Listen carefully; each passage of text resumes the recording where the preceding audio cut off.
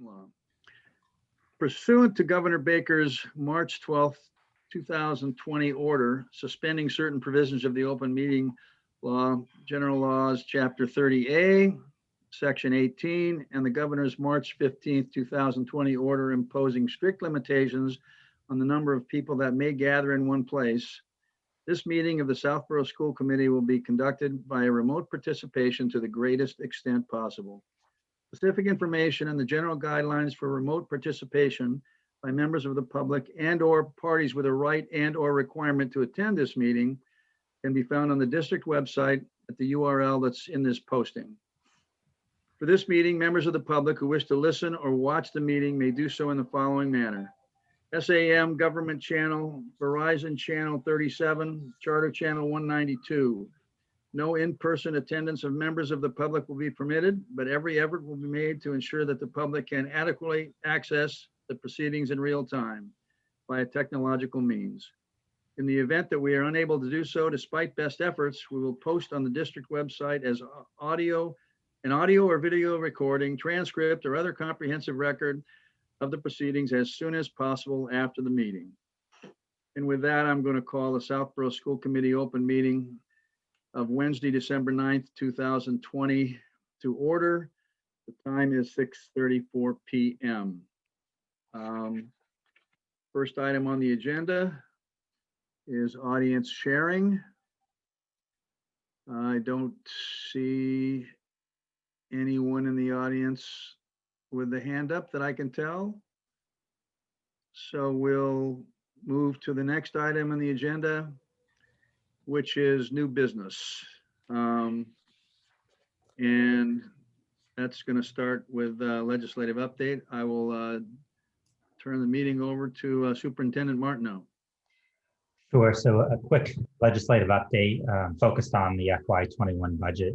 Again, it's hard to believe that it's December, and as we're talking about the preliminary FY22 budget this evening, we're still waiting for the state to pass an FY21 budget.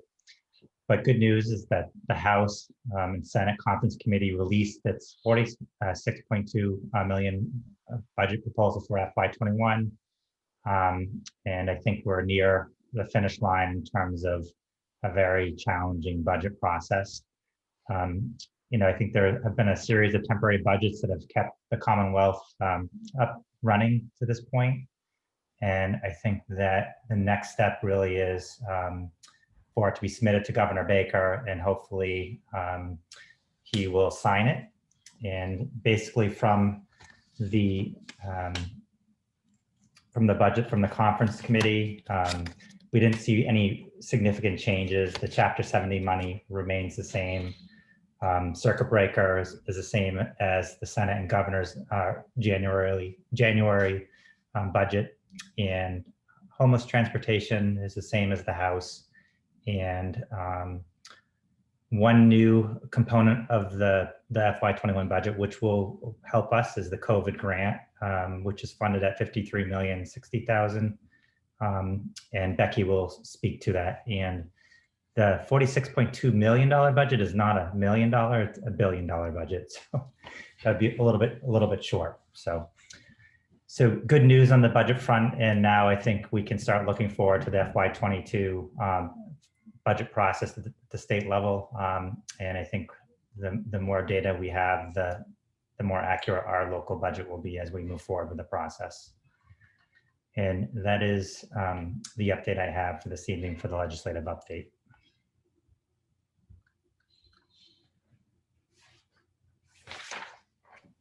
Greg, do you want to introduce the Southborough Extended Day Program request?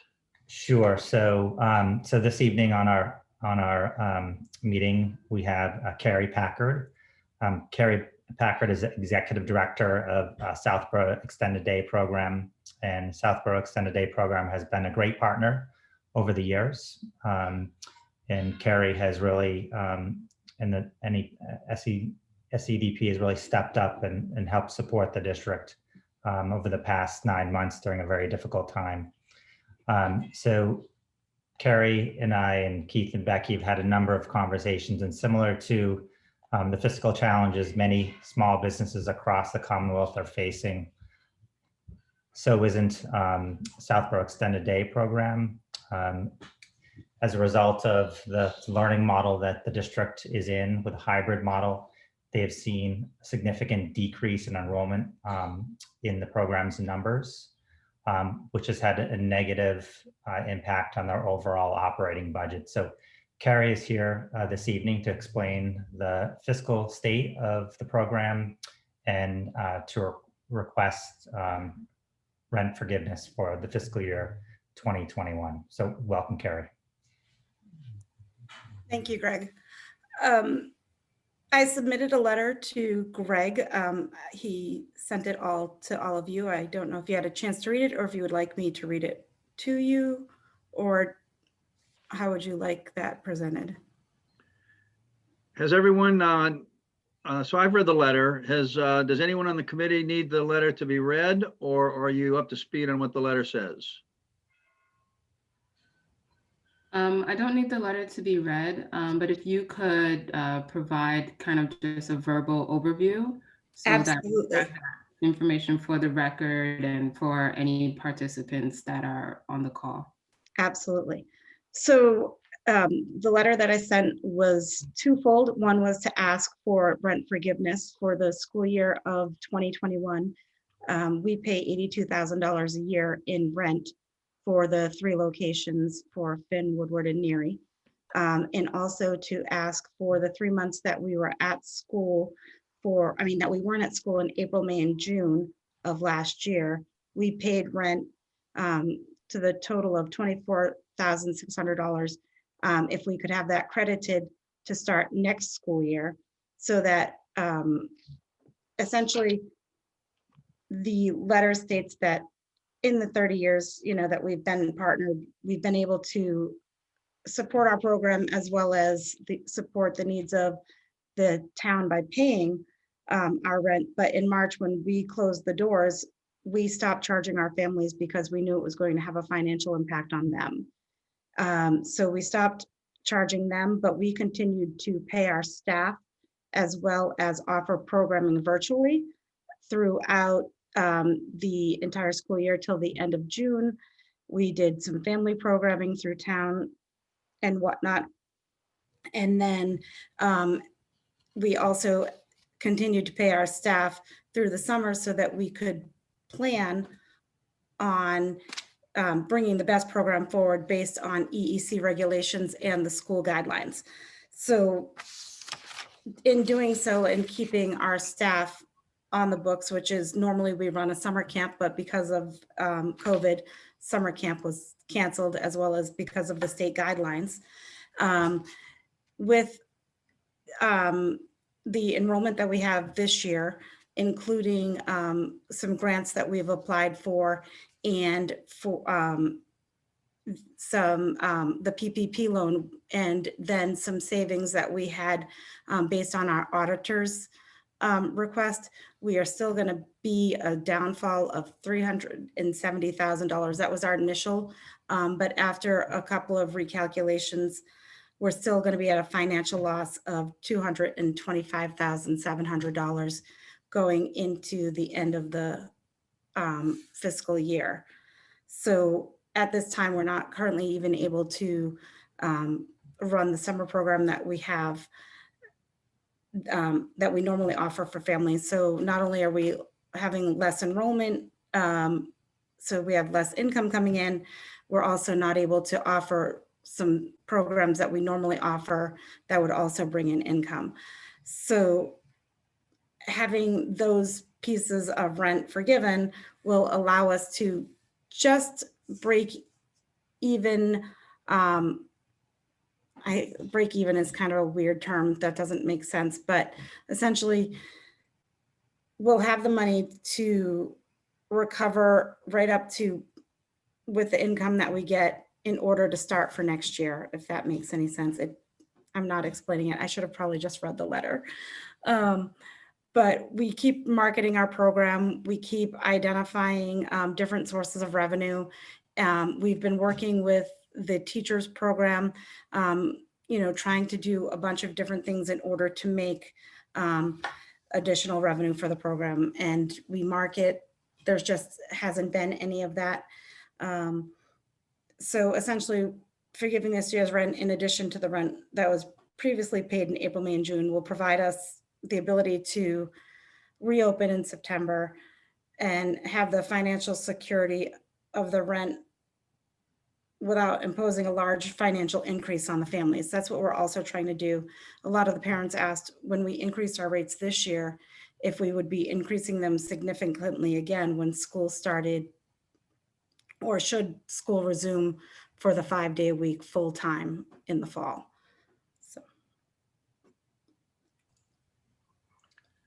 So Roger, I just have a couple of comments. So first, I think the principals can echo the programming that SEDP has provided our families over the many years.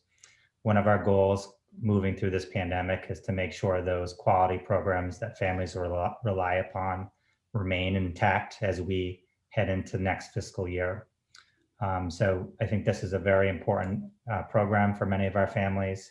And I think the last thing I would like to see, and I know principals will echo the remarks, is not having a program like this for our families as we look to next year. I agree, Greg. Having extended day at Finn has been a blessing. They have supported our families and our students in ways that have helped kids succeed at school. I think it's a tremendous program. I agree with Clayton. It's so wonderful to have the students in our school in the afternoon program to keep it alive and doing such wonderful things. They bring great projects. They're playing outside. I can speak about Rini, who just does an unbelievable job, and her staff as well. They're always just thinking of so many exciting and innovative ways to engage the students in learning activities. So we greatly value them being at NERI. I would say while they offer social emotional experiences for students and that unstructured time, they also provide a considerable amount of homework support and academic support after school, which is valuable use of students' time. It also allows them to participate in RAP programs, where students who are staying after school as part of extended day are also able to do some of those other enrichment type of activities. So I think having them in each of the schools is quite a benefit to our student body. So can I just add one other thing? I'm sorry.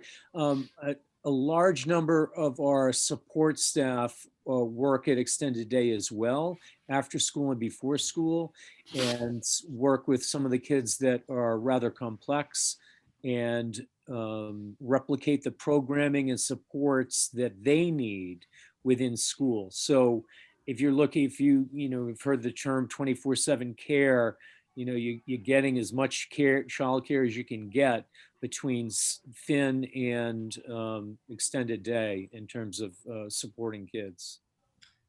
The one thing I will add is that the Northborough extended day program is in a similar fiscal position. So at the last Northborough School Committee meeting, the Northborough extended day program presented a very similar request, and we had a very similar conversation with the Northborough School Committee. So this is not unique to this program. It is what we're seeing across the Commonwealth with these types of programs at this time. And I was just going to add one final word, which was, I think, a real testament to the partnership and the sort of sense of mutual commitment, is that Carrie also offered professional development for our teachers this September during Reimagining Learning, to give them more ideas about how they could support kids in safely playing outdoors during recess and during mass breaks and things. And she did that, volunteered her time, and offered 2 different sessions. And I think that's just a testament to the partnership and the way that we work together with them.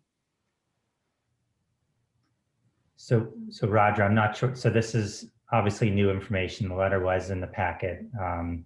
I did have Becky put together some scenarios, and it's the will of the committee if it wants to discuss and make a decision this evening. However, if the committee wants more time, we could also provide more time to discuss and think about it and then bring it back as an agenda item at the January meeting. Well, let me make a couple comments. I do see that Jen and Kamali have their hands up. I'll just give you some initial thinking on my part. I'm breaking this up into kind of at least three separate areas. One is the area of crediting back money that has been paid. That potentially can be problematic for a couple of reasons, but let me just leave it at that.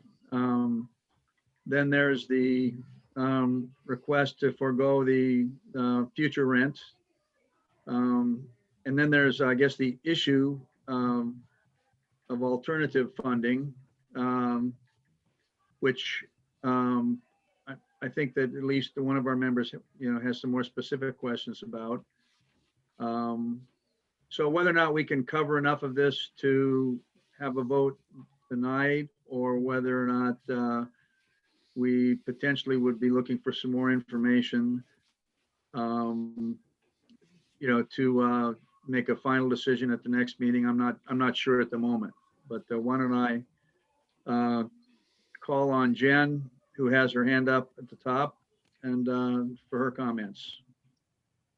I just wanted to echo some of the things that the principals have said. My daughter has been in an extended day program almost since the beginning, and I think they do great work, and we need to try and support them. I also just wanted to say that there's very little in town in terms of childcare options, and if we don't support extended day, we take away pretty much every option for working parents. So I really encourage us to try and find ways to help support the extended day program. And I think, like you've all said, they do some really great work. And then the second point I wanted to say is that, if we're talking about pushing this discussion back versus voting today, how time sensitive is this? It sounds like, their extended day is definitely in a crunch. And what would be the consequences be of us waiting and pushing it back versus voting on something today? Well, Carrie, you want to take that question? Is it is significant to actually have this vote taken in January instead of today, if we need to do that? Let's at least have your input on that. Well, first of all, thank you all for your kind words and your support. We've been working really hard to be good partners with the school. To be honest, just for financial ease and, peace of mind, it would be nice to have a decision this evening, but if you need more information, we can certainly provide that. My business manager can give you whatever information number wise that you need, if that's more of what you request. And so we could wait till January, but obviously, the earlier decision, the better for, peace of mind. And, the general outcome is if we have to pay the $82,000, we will have just basically enough to pay back all of the security deposits that we have on file to the parents, and will cease to exist as at the end of the school year. So, that's the financial straight of it. Okay. So Jen, you still have your hand up. Are you? Okay. So one question before I ask Kamali to put forth some of her questions. Greg, you said that Becky had run some scenarios. Yeah, so just in preparation. Does it make sense for us to look at those before we get into more questions, just in case some of the questions might pivot off of that information or not? I would recommend hearing all the committee members, and then Okay. Becky can present if it's necessary. Okay. Kamali. Hi, good night, everybody. Thanks for that that information, Carrie. I think that that last bit that you added really helps to echo the urgency and kind of having a direction that we're going to move forward in. I guess I just have some questions to help with making sure that we are deciding based on, you know, information as well as emotion. So first off, I kind of wanted to understand that if the school district does not receive this rental income from SEDP, where have we already started to think about where we would draw those funds from, and what they have served us for in the past, how we would be able to, you know, are we just not using those programs anymore? And so the lack of receiving that rental income would not hinder us too badly. So that's kind of a question that I would want to understand from the financial perspective. And then I don't know if this would be on Becky's front or Carrie's, but could you tell us a little bit more about, you mentioned that you've reached out to some other services or programs for funding support throughout this time. Are there, you know, some other opportunities that are also pending? Have we just I shouldn't say we, has SEDP just kind of tapped through all of those, and this is, you know, your next best option? So I'll start with those 2 points.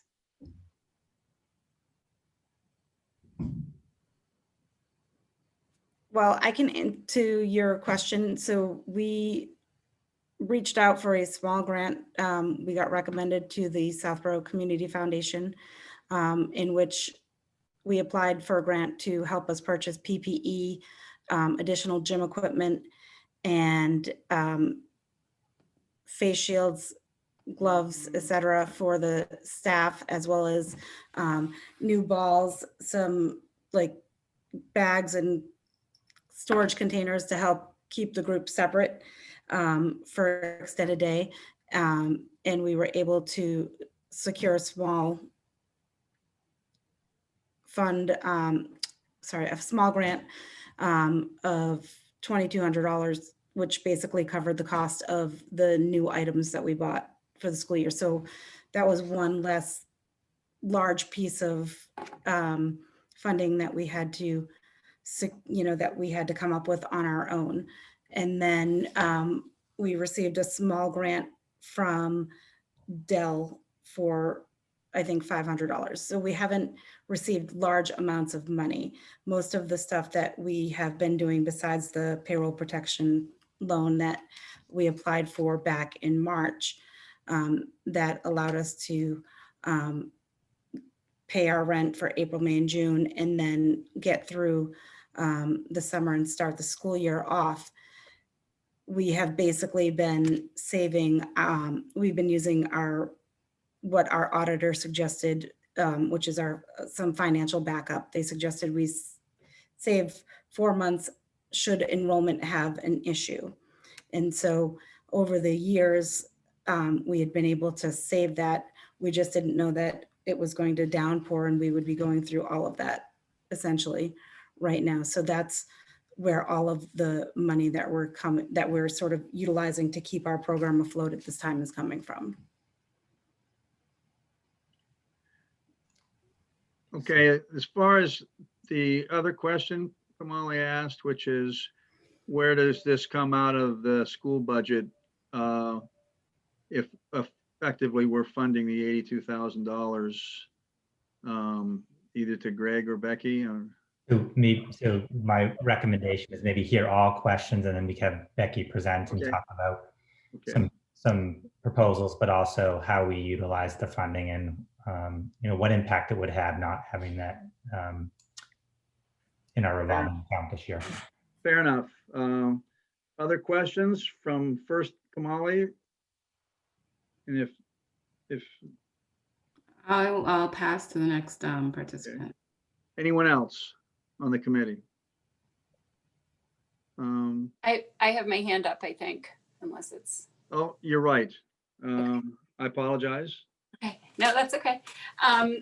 So first of all, I just want to say that I completely agree about the value that SDEP brings to the school and the schools and the community. I think it's a very important program, and I've heard wonderful things about it. And I had a couple of questions. One is the enrollment low because we're in a hybrid model? I'm assuming that's primarily why. Is it because the only the students who are attending on any given day can attend SDEP? And if that's the case, then I'm wondering if somehow, not in the immediate few weeks or month or two, but at some point in the spring, if we're, or before the end of the year, if we're able to offer more in-person learning during the week, is there a prospect that there would be higher enrollment for SDEP, in which case you'd have more revenue, and we don't have to consider this necessarily as a full year proposition at this point in time, because we're not sure what's gonna happen. And I understand that there would still be a big deficit for the program, I'm sure.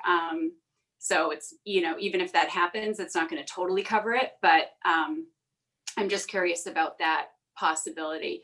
And then I also had the same question as Kamali, which is, where was that money supposed to go? And so what are we looking at covering without that income coming in? Katura, let me follow on to your question to ask for a clarification. So I thought your question was good. Do we have to consider the whole thing right now? What would the alternative be to not consider all of it right now? A continuing periodic funding request? Or what are you thinking? I guess I was thinking that, obviously spring has already happened, so we could consider that. Although I know you mentioned you had some concerns with that. And then we could consider the time period for this year where we're pretty sure we're gonna, we've already been in this model for 3 months. And they lost the beginning of the year, so it's probably more like 3.5 months. I can't imagine we're, given things are the way they are, that we're moving out of hybrid anytime before the next couple of months, but maybe by the spring, I don't know, maybe we consider it through February or, through March or something like that. Just, I have, it seems like we have a prospect of things changing perhaps in the spring or by the spring. And so we may not need to consider the whole year. Okay. So thank you for asking that question. We actually went through that whole scenario yesterday in preparation for this meeting. So first off, right now, the main reason that a lot of the people are not attending extended day is there's probably 3 main reasons. One is they aren't working in their office. So they're working from home, so they don't need to pay for the childcare. That's one of the reasons. The other reason, a lot of them are paying for childcare on the remote days. So it's a financial impact to them where they're not normally paying for childcare. So they have to make a decision. Do I send my kids to extended day, or do I get them at 3 o'clock after, they're gone on, especially like on the remote learning days, to a program so that they're home? And then the other is that a lot of the parents were worried about the kids wearing masks for so long, even because, they're starting at 8 o'clock and you're going until 5 or 6 o'clock at night, and, thinking that their kids wouldn't be able to handle it. The kids are champs, by the way. They're amazing with it. But those would be the 3 main reasons that our enrollment is low, is that the parents are home, so there's no reason to send their kids to extended day. The families that do have been praising it because they're able to get the work that they need to get done in extra hours because the kids are at extended. But yes, they're only there on the days that they go to school. And even if we were to combine the enrollment in the way that the hybrid is set up, one day has 20 and then the other day only has 8. So even combining them, it's 28. And then in order to maintain a safe program, we have the ability to take up to 65, but in order to maintain the 6 feet of space and making sure that the groups are well managed, we wouldn't open our program up to the full slot at this time. So with the, just to make sure that also that we have enough staff to watch what's going on, because there's a lot of regulations that EEC has that, differ from school as far as ratios, et cetera. So even if we increased our capacity, the amount of money or the amount of income that we would take in, knowing that some parents wouldn't choose all 4 days, some would only choose 3, some would shift their schedule to be 2 days. We projected an additional $50,000, $60,000 total, which wouldn't really even help the bottom line based on the fact that we would be paying more staff because we would have to have our staff come back on. So the expenses would go up even though the income is going up. So that's, we would still be essentially in the same boat. That's very helpful. That makes sense. And I would assume also the parents who are working from home might also be reluctant still. That might not change immediately too, as far as everybody going back to the office. So, okay, that's helpful. Thank you. You're welcome. Thank you. Jen? Just anecdotally, I had a couple of comments. Anecdotally, I wanted to say that we did not send Emma into extended day, I think for precisely those reasons. I was working from home. I also just wanted to minimize the amount of time that she was around other children. And so, reducing the day. I think a lot of my friends and her friends' parents felt the same way because I know that they also did not send them. I will be sending her back as soon as I feel comfortable with that, or I'm not working from home. But the other question I have is, so it's correct. My understanding from what you're saying is that, so you were charged rent even though you weren't able to run the programs for those last several months. Is that correct? Yeah, we paid rent even though we weren't, when school was closed down, yes. I'm not sure if I'm remembering this correctly, but we did negotiate with other services like buses and things for reduced rates, right? Because we weren't using those services. Is there a way that we can use the cost savings?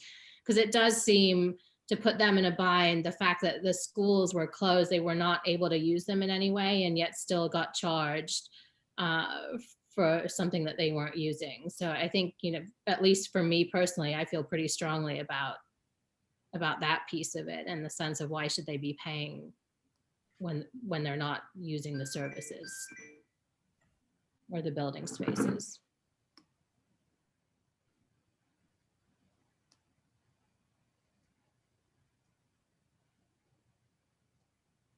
I'll go next, Roger, if that's okay with you. Sure. I just wanted to make sure that Jen was done. Jen, I agree with that last part, and that addresses the 24K. There was a second part of Katura's question. If you could answer, Carrie, which is, does the financial aid of several months or quarters help versus making a decision on the entire year of 82K as you propose? The end result will be the same. Like, even if we wait by April, if we go back to school full time, there's not going to be enough of an income flux to make a difference in our bottom line. Okay. Roger, I would propose that we understand just where what the gap is and how this is burdening the school's budget. And I think after that, I'd like to propose that we take a vote. Well, anybody can put a motion on the floor anytime, but it sounds like if there aren't any more questions, So to hear what the district has in mind would be the next appropriate thing to do. I would just like to make another, well, a follow-on comment to my concern about the 24,000. I think I mentioned that I'm concerned that it's kind of rebating, if you will. And while I clearly understand the fact that it was paid for services that weren't provided, I think I'm at least I'm familiar enough with the PPP loan situation, maybe to be just dangerous. But I think Carrie mentioned if you paid, there's a process you have to go through. If you paid that rent with PPP funds, because I think you're allowed to do that, and then we get involved in giving that back somehow or other. Does that involve us in a situation where then you really have to give the PPP money? I'm just concerned about that, quite frankly. So I think there's some issues that on that part of it, we need to more clearly understand from a, maybe even from a legal standpoint. But with that said, I'll pass the baton to Greg. sure. So You're thinking about how we deal with this. So Roger, so absolutely, and we'll have Becky go over the scenarios, and she also will speak to, one of the reasons why, the conversations we had in the spring around charging rent so that they would be eligible for the PPE loan. So that is part of the equation. But Becky can share an overview of the rent and also how we use the rent for capital projects and what it would mean for the district not receiving that income for this upcoming year.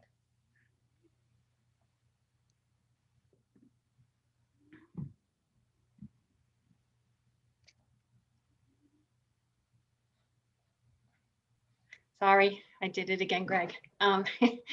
So what I've prepared is just an overview of the lease agreement with the Southborough Extended Day Program. We are in the final year of a 3-year agreement with them that will end at the as of June 30th, 2021. As you can see, our annual lease amounts are for $82,000 for each year, beginning in fiscal year 19 and running through fiscal year 21. They also have a clause in their agreement with us that for any additional days, it would be $175 per day. And so that would be for those programs that Kerry spoke about, summer programming, and then school vacation weeks, days where students are not in session. You can also see the historical revenues that have been received through this partnership with SEDP, and that last year they did in fact pay the $82,000 in lease payments, as well as additional payments of $8,745, totaling around $90,000.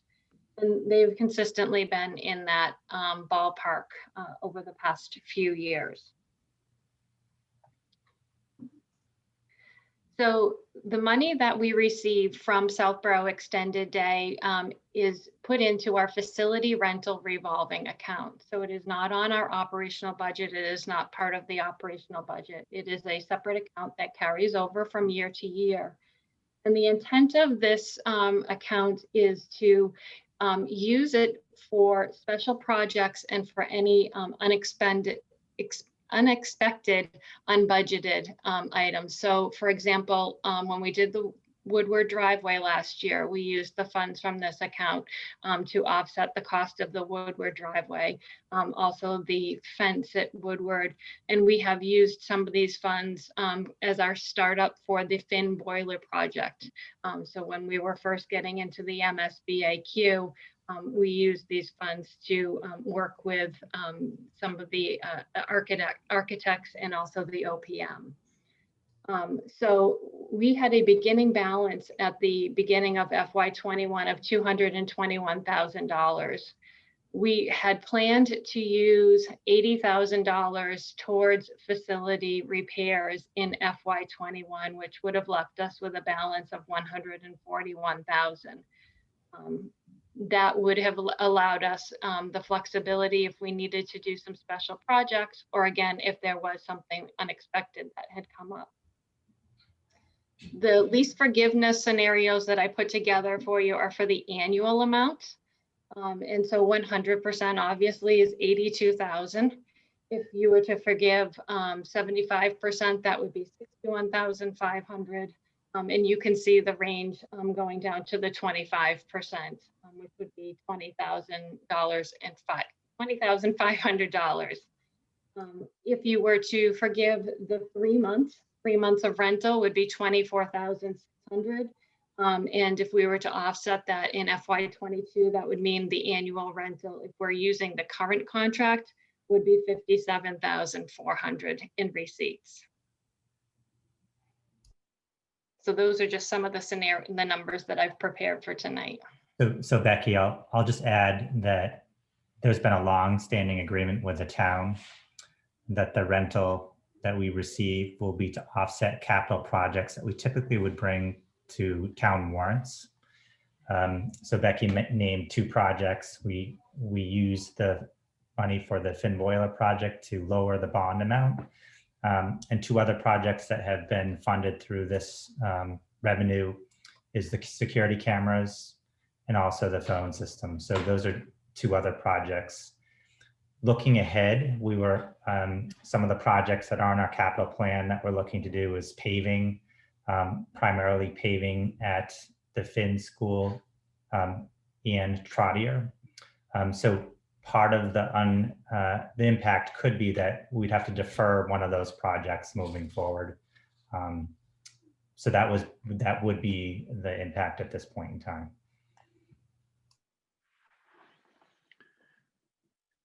Keturah, you still have your hand up from before, or do you have another?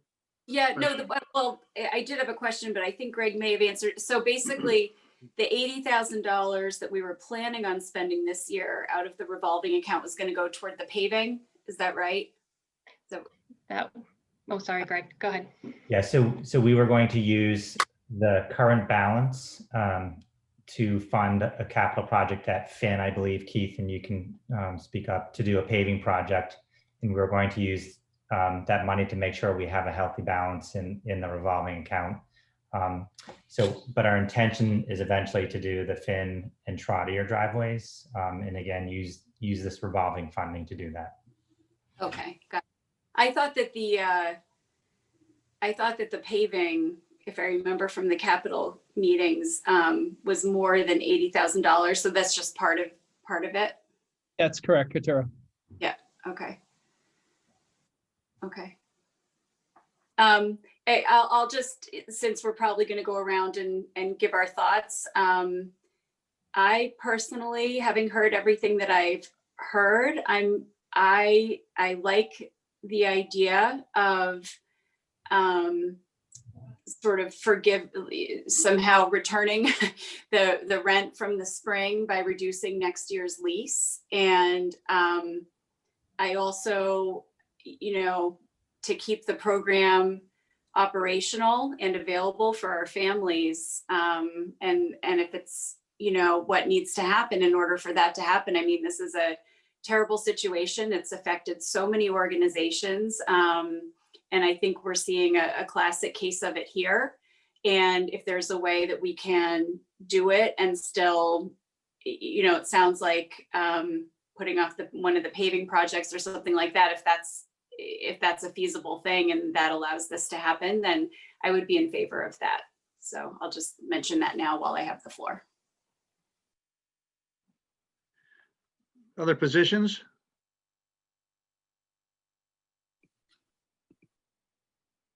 Kamali? I want to make sure I give Jessica an opportunity to speak. Jessica, do you want to go first, please? Sure. I agree with Katura. My older daughter is a SEDP alumna, and you know, as a working parent, I couldn't have survived without it. So I understand how important it is from firsthand experience to the community. And you know, if we have to put off a paving project to ensure SEDP survives, I'm in favor of that.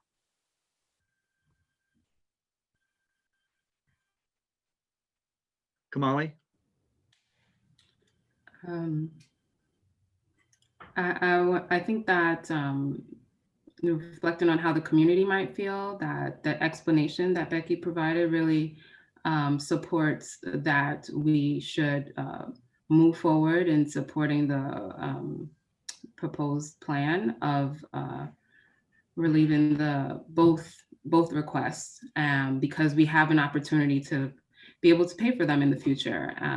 So there's two things that I heard mentioned, which was that we have a longstanding agreement with the town to, you know, use this income to fund our capital projects, but we also have experienced a situation we've never had before.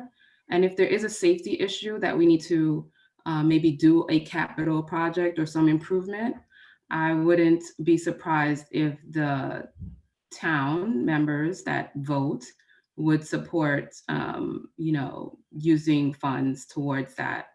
So I don't think that there's kind of any, you know, the impact seems like we are going to be able to kind of move through it. Whether, you know, that I'll just, you know, I just think that we'll be able to move through the impact. There's other avenues for us to kind of move ahead with any projects that we want to do. And I'm in favor of, you know, funding this 100%.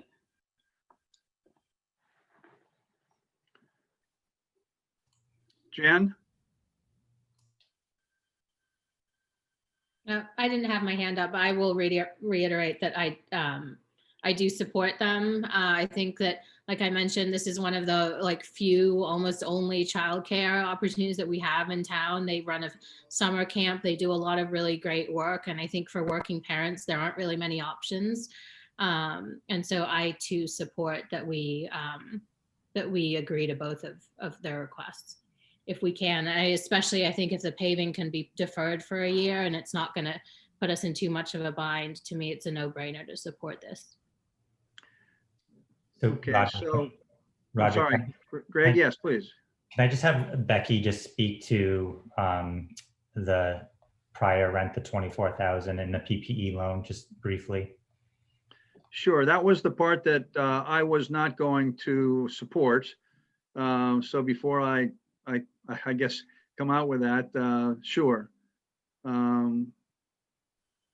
Becky? So we had worked with Kerry last spring, and the agreement was made that they would pay the 3 months last spring so that they would qualify for the PPP loan. So I'm not certain of the provisions of that, but I think that was part of the necessity for applying for the loan, was paying for the rent for those 3 months. In terms of for this fiscal year, just want to clarify on the $80,000 that is something that we were actually planning to use for operational budgeting purposes. It was not for a paving project when we were looking at our budget to get down to the levels last year that we needed to get to for following the pandemic. That was one area that we went to. So some of the facility managers' supply lines actually went to this revolving account, and we made a reduction of 80,000. So I just wanted to clarify that. Could you repeat that? So when you said, are you saying that when you created the budget, you, as part of the operational budget, you included this rent as income? that, We, or did I misunderstand? exactly. No, Okay. exactly. We Okay, I got- knew that we had an agreement with SEDP when we were Okay. compiling the budget. And so we actually used $80,000 from the revolving account to use towards our facility costs for FY21. Okay, so realistically, we will have to deal with that impact if we go forward with one of these proposals. I mean, So, based so- on the numbers that I have, Roger, sorry to interrupt. It No, does go ahead. look as though even using that 80,000, it would still leave us with a balance right now of 140. We are drawing that down though, as we're doing some additional projects that have popped up, especially because of COVID. But I just want to be clear that, there is about 140,000 in the account. okay, well, so I was about to say, I could support the 82,000, whatever that number is. I am very concerned that the crediting the part that was paid for by the PP, I think that's a PPP loan. I think that's a sticky wicket. I think that, I'm sorry, go ahead, Carrie. I'm sorry, Roger, to interrupt. I didn't mean to. I just couldn't figure out how to raise my hand on Zoom. Oh, I'm sorry. I was panicking. I did want to let you know that I did check with my business manager, and based on our account, we included the rent in our PPP loan, but the staff salary actually usurped all of the loan requests that we asked for. So it was in addition to it, but it wasn't primarily used for that. The staff salary piece to finish paying the staff through the rest of June for their hours at extended day was what the PPP loan was used for primarily, just to let you have that information. I understand. So again, I would support I'm going to be one vote, obviously. I would support the 82. I think that if we get to the point in the spring where there's still some issues, I suppose we could look at doing something additionally, but that's just where I am on this. I see Kamali, do you still have your hand up, or are you have another comment before Jess? She has her hand up also. Kamali? Okay. I guess, no, I don't have an additional comment, not at this time. Okay, Katura? I'm just wondering, so given your concerns, Roger, which I understand what you're saying, the offset of next year's lease is much less of, I think, of an immediate pressing issue, because it's not money that would be recouped or expended in the next, before the end of the school year. So should we, would it make you feel more comfortable if we just dealt with this year's rent tonight, because this is all new information. We are, considering this for the first time. And then at our next meeting or in a couple of meetings, we revisit the issue of offsetting next year by reducing the lease. And then, and get more information in the meantime that might either, make us more or less concerned. Yeah, I would feel more comfortable about that. But again, I said, I'm only one vote. I think that, so we're not going to sit around and write a check back. We know that. So this is about,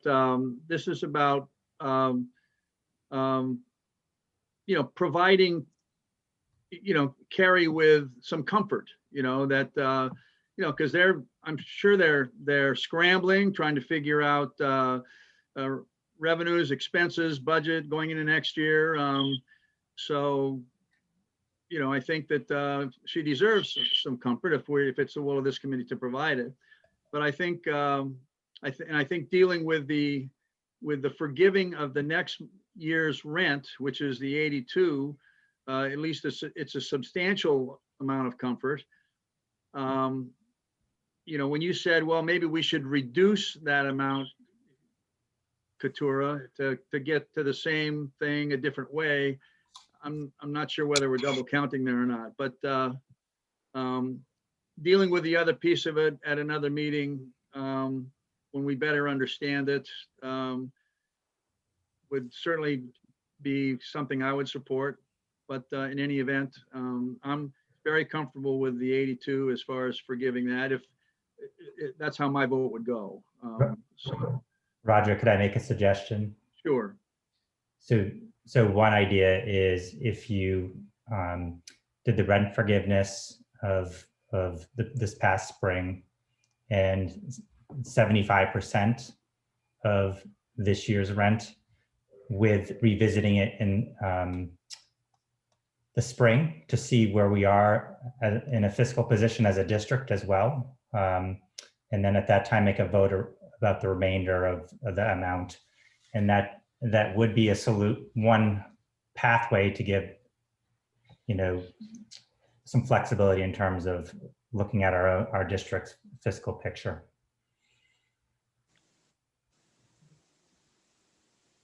So you're saying forgive 82, just do it a different way, do 24 and whatever it is. Yeah, I think that, I'm okay with the 82 number. And I probably would feel, and I heard Carrie clearly talk about how she ended up dealing with the PPP. I probably want to run that one by, someone in our, whether it's our legal folks or our financial folks or something, just to be sure we're not, involved in something there. And potentially then we deal with the rest of it at a subsequent meeting, and we at least provide 80% of the comfort that Carrie's looking for. But I haven't heard a motion. Anyone like to, there are two more comments. I still see Kamali with her hand up and Katura with her hand up. So are there more comments? Kamali? No. Okay. Is there a motion? Would somebody like to propose a motion? Don't everybody jump at once. This is Kamali. I'd like to make a motion that the Southborough School Committee accept and approve the request made by SEDP for relieving 100% of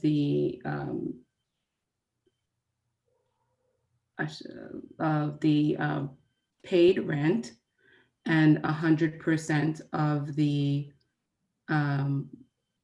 foregoing rent. I didn't put the amounts because the numbers, slide. But that is the motion that I'd like to put forward.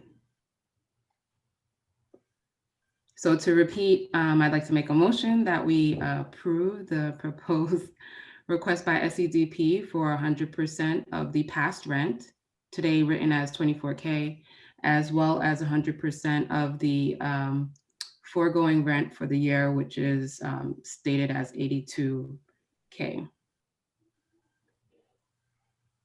Does anyone second that motion? Does it receive a second? I'm sorry, who seconded? Yes. Okay, Jess. All right, so we've heard the motion. It's for 100% of the past rent as well as next year's rent. Any further discussion? Wait, when you say next year. Now this is for This Yeah. fiscal year. right next fiscal year, right? Any further Yeah. discussion? Okay, I see Jen has a hand up and I see Katura holding her hand up, but Jen, you've got that hand raised in the participants. Yeah, I guess this is a question for Greg. Is there any way that we can use some of the Corona care or some of the funding? Because obviously this is an issue. These are issues related to like shutdown from Corona elements. So I'm just trying to think about the impact of what this money would have for us taking it out of the school budget.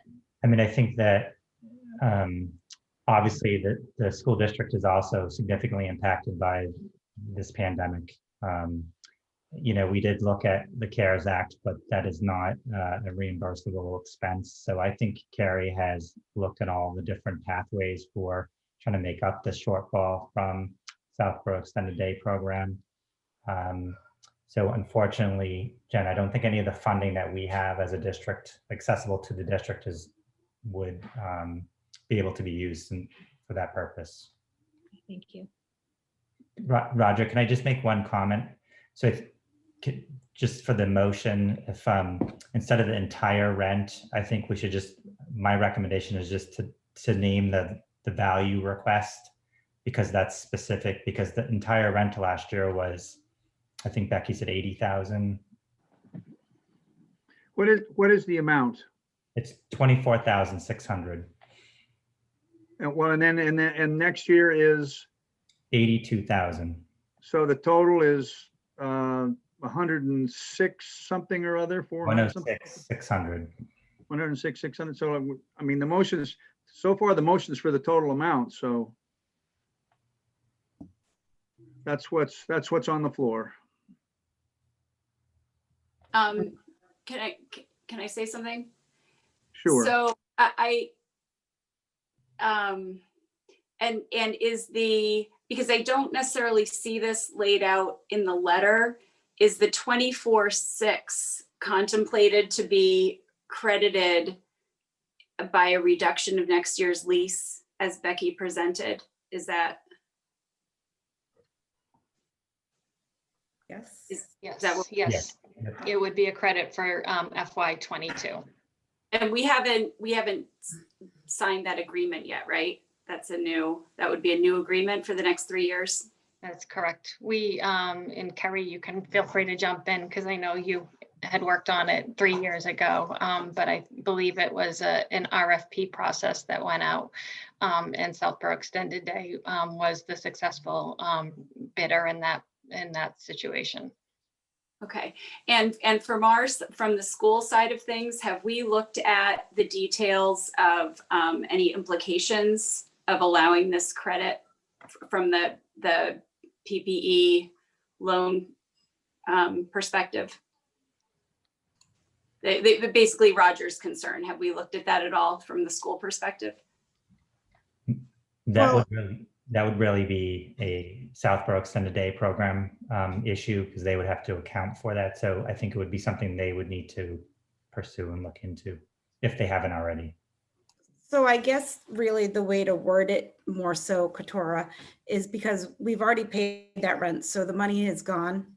It may have already been spent on boiler things, et cetera. So basically, I guess what we're asking is that for the 22-23 school year, instead of signing or going into a lease for 82,000, if we can reduce that lease for that fiscal year. So it wouldn't really affect the money that we're already paying. We're essentially asking for a discount for that one fiscal year before resuming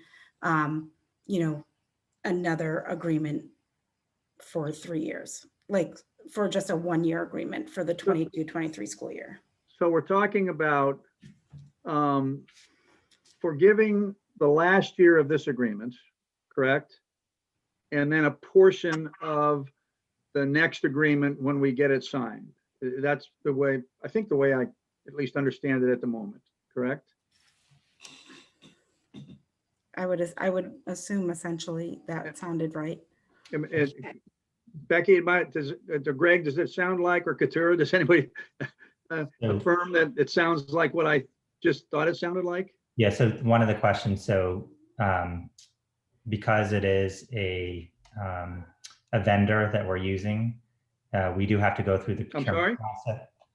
Because we're using a vendor, so basically we have to go through the procurement process and go out for requests for proposals, as we did 3 years ago. Becky, I'm not sure we can forgive rent that we haven't basically had an agreement upon yet at this point in time. Yeah, I just think it's so much cleaner Mhm. to deal with an existing agreement that we, and forgive that last year, which is about $82,000. And then we have all sorts of potential complications in trying to deal with something in the future that we haven't signed an agreement on. We've got maybe some PPP issues or not. And we certainly have time to deal with that part of it in the future. And we're not trying to leave a stressful situation for Carrie at all. Okay.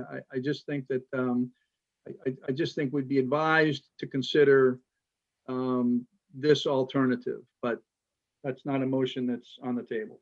Well, I'd like to amend my motion. I'm sorry? I'd like to amend my motion. Okay.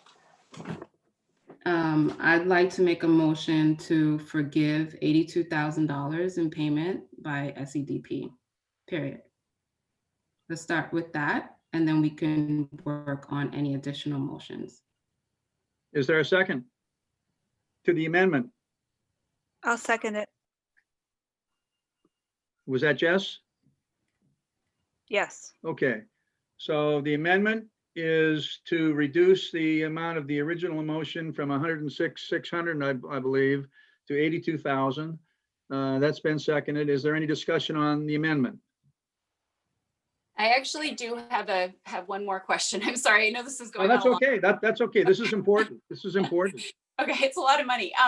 So I guess my last question for Carrie is, so I think it looked like, did I see somewhere that SEDP was going to have a total shortfall of about $270,000? And so this would only make up for part of that.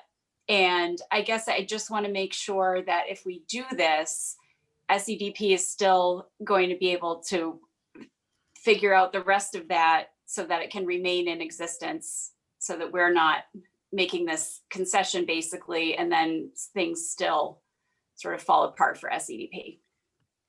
Thank you. No, so essentially the 82,000 was taken out of our financial downfall. So that is in addition to, so it was 225 and then it would be the 82 on top of that.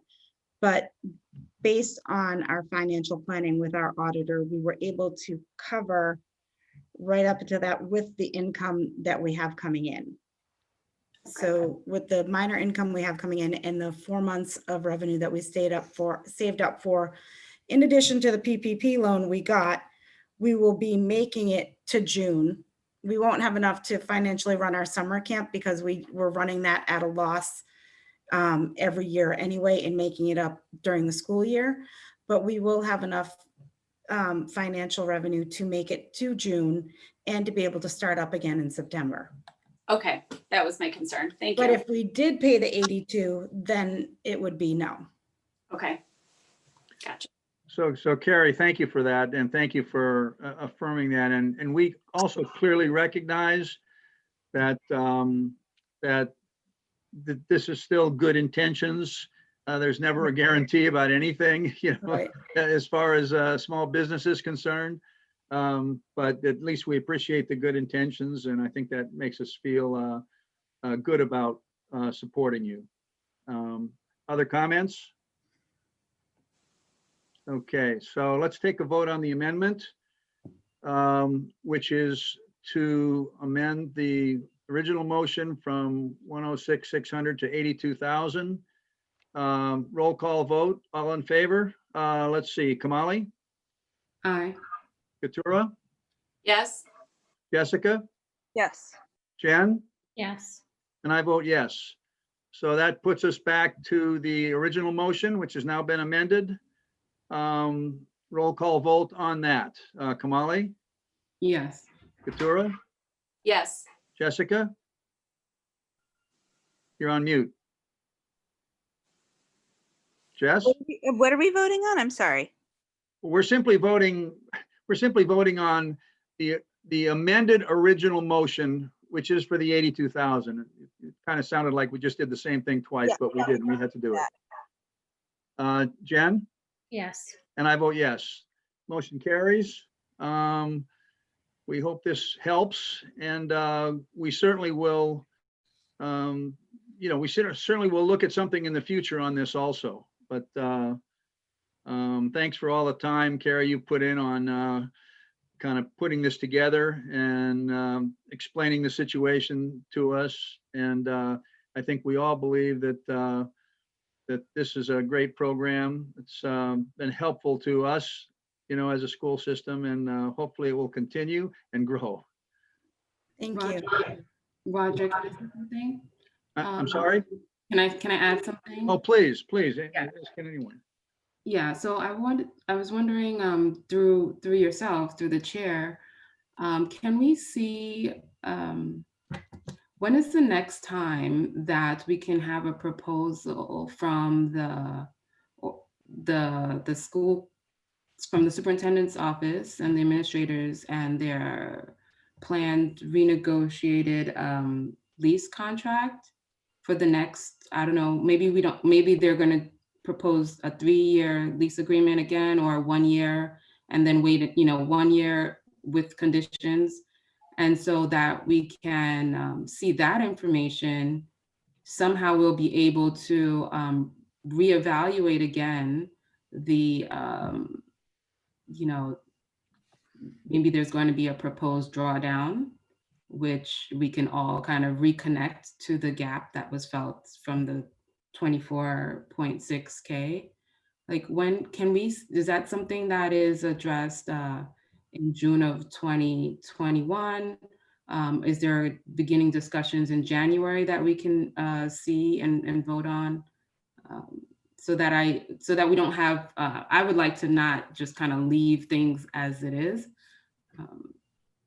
So just a couple comments. So yes, Becky and her team will be going through the procurement process this spring. But Heather, Heather's our legal expert. She can talk about some of the restrictions just in terms of this process and potentially what we could do in the future. Heather, do you want to speak to the contract and what that might look like? Yes, so you're not able to preemptively negotiate the terms of the contract going forward outside of the bid process. So we'll want to make sure that the bid process is authentic and clean. But can I just add, Heather, so if SEDP is awarded the bid through the procurement process, this is a conversation that could be brought back to the table once the bid's awarded. Exactly. Yeah. I just wanted to add something.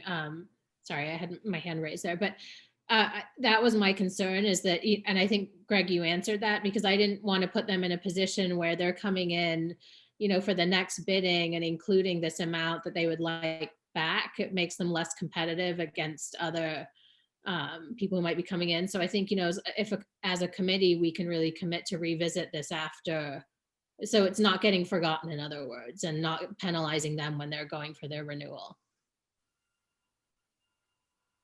And so at that time, Jen, are you thinking if the business manager, Carrie's business manager, could provide information that further supports, that will help the committee further support, the gap that you're feeling with that 24.6K, how it is not, how it's legally supported in terms of not being commingled with funds, that it was paid toward the teacher's salary and not towards something else. If you could come prepared with that information, is that something we could request for January, February? When would you be ready to do that? And Roger, help me here. Is that something that? Well, when are we actually going through the process? That doesn't sound like we're going through the process in the next month or two, right? That process is out in the future sometime, right? Yeah, but no, we don't want to get into the bidding process. We want to have this information before that, so that it gives us as the committee the opportunity to make a motion on this information that we have, irregardless of what contract negotiation they do down the line. Did I hear you correctly though, Heather? We really can't get involved in that, right? I mean, that's just not Can I just explain the procurement process? We have to abide by the state's procurement regulations set out by Chapter 30B. So we would need to go out for a competitive bid. We would have to put it out on the street, and SEDP would then be potentially one of the bidders to that process. Right. It would be after, if they were the successful bidder and they had been awarded the contract, that we could, as a committee, have a conversation with them. But we can't assume that they're going to be the successful bidder in this process. So, It has, sorry, Roger. right, no, go no, ahead. no, so exactly, okay, I mean, so the next step is that process. And until that process occurs, I don't think there's action for us. Unless someone disagrees with that, but I don't think there is. Okay. Jen, right. are you clear? Are you good with that? Okay. Okay, all right. Carrie, thank you again. Moving on to, Thank you. and you're welcome. Moving on to the approval of grants and donations, item number 3 in new business. Greg? Sure. So one of our Southborough educators' husband works for a local company, and they had a couple of pallets, I believe, Keith, of Crayola products. And it was more expensive for the company to ship the pallets back to Crayola. So Crayola gave them the opportunity to donate it to local schools. So we were the fortunate recipient of, I believe, one of the pallets, which had markers and all sorts of Crayola products, which we're very grateful for. Yeah, Stephanie had the initial contact, and it was a large quantity of things just like that: sticker books, coloring books, colored markers, and assorted things like that. So it is quite an opportunity for us.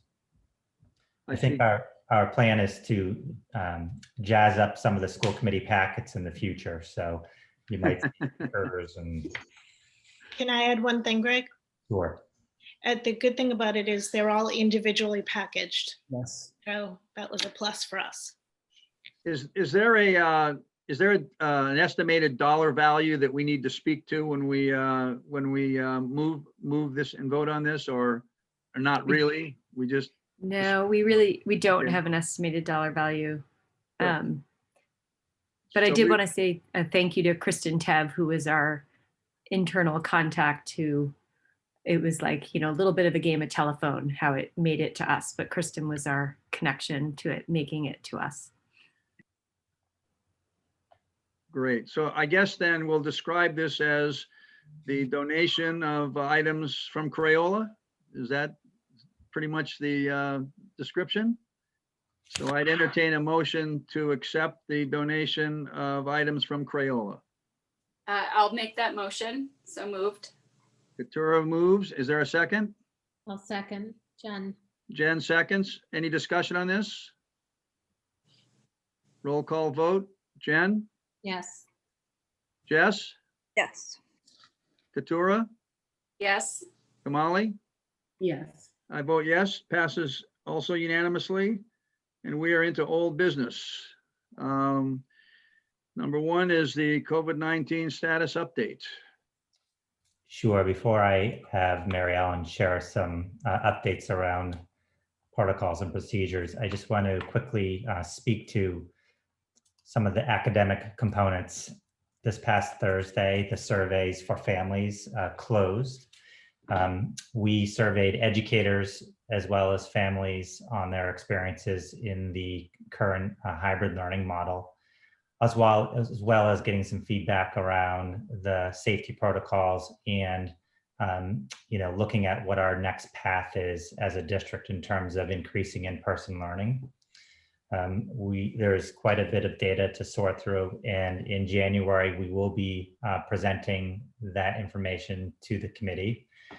I will share that our teachers in terms of moving forward academically with students are wrapping up a number of assessments and have some good data around where students are performing academically relative to prior years. And we will share, Stephanie will provide a more in-depth presentation at that point in time. And then just a comment around a lot of discussion around, what is the path forward in terms of moving to more in-person learning in our district. So right now, we have the survey data. We're analyzing that from a family perspective, from a teacher perspective. We also are looking at the feasibility of, what increased in-person learning means in terms of our operations, so classroom space, transportation space, and cafeteria space.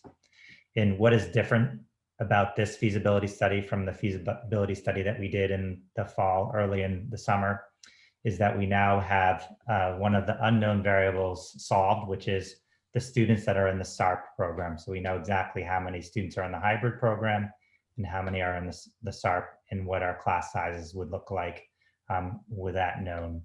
So with Keith and the principals, they are doing that work.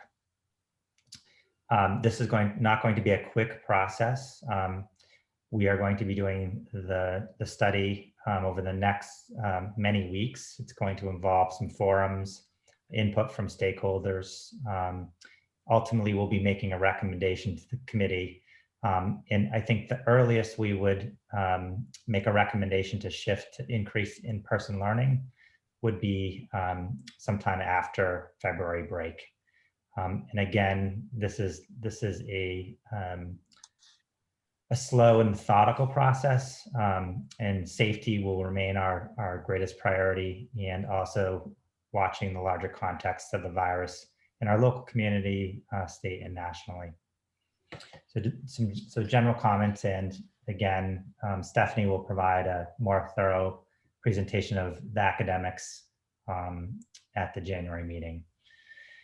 And at this point in time, Greg, if I could, Sure.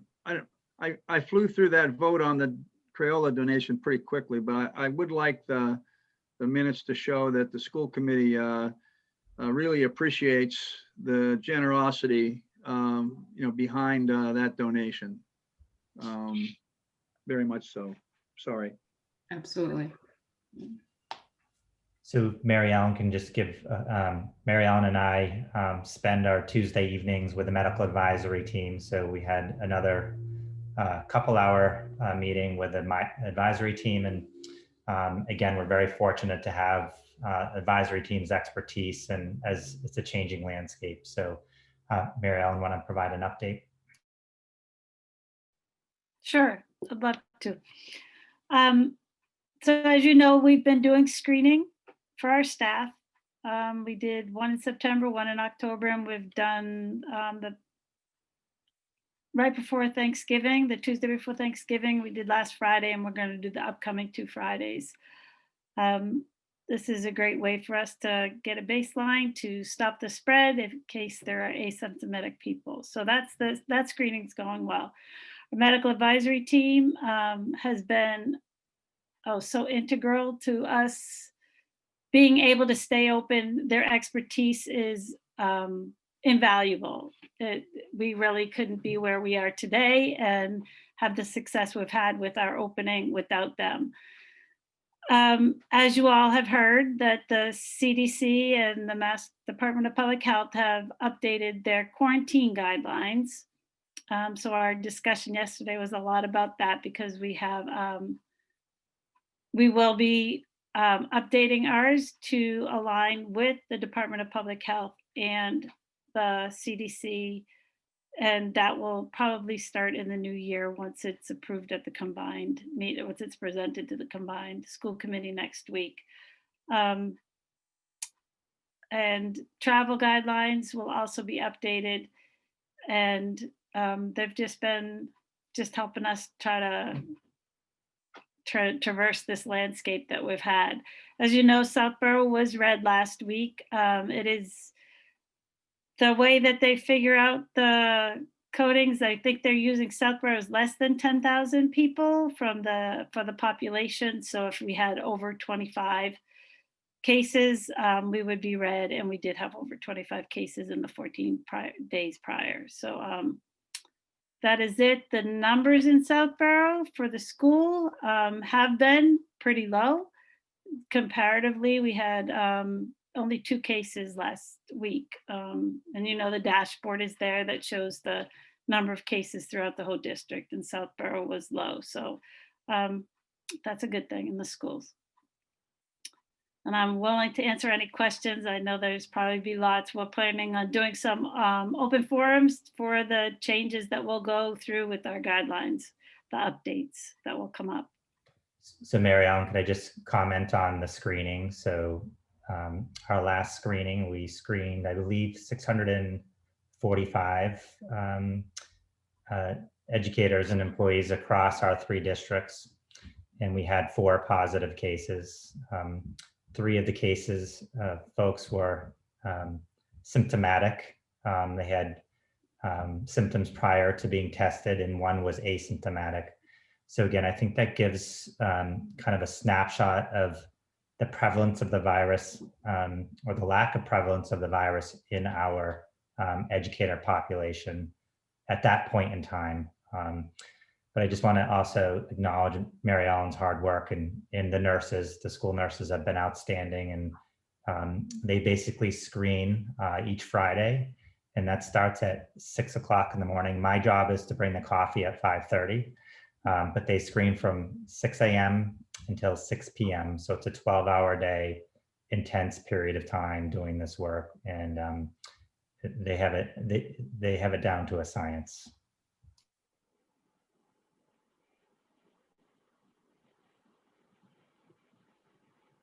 Does anybody have any questions? I see Jess has her hand up, and then Katura. Hi. Thanks for the update. I have a few questions. So I think it's great that we're doing these screenings. Are they every week that we're doing them for the staff? So it's, Yes. They're every week. That's awesome that they're happening weekly. I didn't realize until Greg sent out his notes for this meeting that they were happening that frequently. So that's great. It's really great that our staff is taking such great care of themselves, and that we have such a low prevalence of the virus among the staff and faculty population. That's fabulous. Shoot, what was I going to ask? Read a lot about testing and wastewater. Is that just a state initiative? Is that like nothing that the town of Southborough does? Like, is that just happening at a statewide level? Do we get any information about that from our, do you know anything about that? Is that anything that we get any information about at a town level? I've not heard anything about it at the town level. I guess that would be through the town employees, not through us.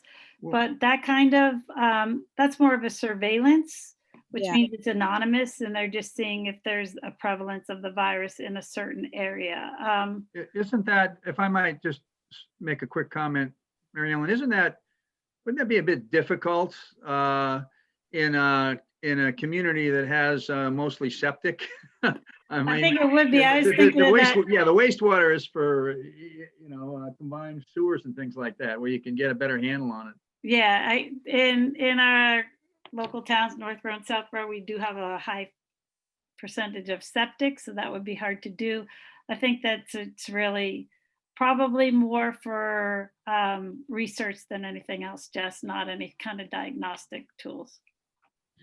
I think it is actually being used as diagnostic, though. I mean, not diagnostic, but to predict more accurately in a population the rate of COVID in like an area. And I didn't know that if septic was just, obviously my house has private septic, but I didn't know if the schools, and I don't know how that works like in bigger buildings, but it's kind of fascinating that it's been, it's gross, but it's fascinating that it's been showing in it's been predicting in colleges and other areas, like how bad COVID is at, much earlier than typical testing. So I was just wondering if there's any, like, I know that I had a feeling the answer was no, but I was just wondering if there was any sort of that going around in our town or towns around us or anything like that. And I have another Not that I'm aware of. It's But I think a lot of our schools are on septic too, so it wouldn't be any kind of surveillance or help for any of us at the school system level. okay. And there's, if I remember the other thing, I'll raise my hand again. Thanks. Katura? So first of all, thank you so much for everything you're doing. Every time I see an email or a message about something, I can just imagine all of the flurry of activity that's happening behind it. And I know everybody is tireless on this, and I really appreciate it. For the testing, are these rapid tests that's happening, or what kind of tests are they that are being administered on Fridays? So they're anterior nares, which is like not the deep nasal swabs, the self swabs that people do. Their PCR tests. We've had really great turnaround times for our staff. The first one was they were delayed a little bit, and we had our turnaround time was a little over 24 hours. This past time, it started at about, I dropped off the test kits in Cambridge at 7, and we had our first set of results at 7 o'clock the next morning. So it's been like we had all of the results in less than 24 hours the That's last time around. So it's pretty amazing. But they are PCR tests, which is the gold standard. They're not rapid like the antigen tests. Yeah, that's great. No, I was just trying to picture when the results were coming in versus when they were given. So sounds like they come in over the weekend generally. And then are we considering at some point expanding this to students? Is that going to be a possibility at some point, or what's I've kind of lost track of what the plan is with testing. So we have been discussing this, expanding to students, starting with the high school. It is on our radar right now. Becky and Greg and I actually were chatting about this today, trying to figure out how is the best way to do this and how to go about it. There's all different kinds of tests. As you know, there's the individual tests, there's pooled testing, there's a lot of them, if they're under 14, they need to be administered. So it would be, having all the PPE and the staff to administer the test and not have it be a observed self-swab. So there's a lot of details that need to be worked out, but we are in the process of hopefully doing that just to kind of have a baseline of our whole school community. So one of the challenges we're facing right now is that the price point for the tests is shifting almost weekly. So right now it's really cost prohibitive in terms of the price per test, and we're looking at the pooling, as Mary Ellen indicated. So we have a request for proposals. We went out for bid for testing. So we are in that process right now, and we're thinking that potentially mid to end of January, after some type of fundraising effort to raise funds to support this initiative, we could potentially be testing students who parents obviously consent. Okay. All right. Thank you for that. And then my last question is just, you mentioned the CDC change in the quarantine standards, and I may have missed something that you said. Is that something that we're going to be discussing as all three committees next week, or is that something that is further down the line as far as any changes that might happen in our district policy? So we're hoping to discuss this next week. Okay, that's what I thought. So we discussed it at a medical advisory team last evening, and we'll be making a recommendation on the 16th for the combined committee. Gotcha. Okay, great. Thank you.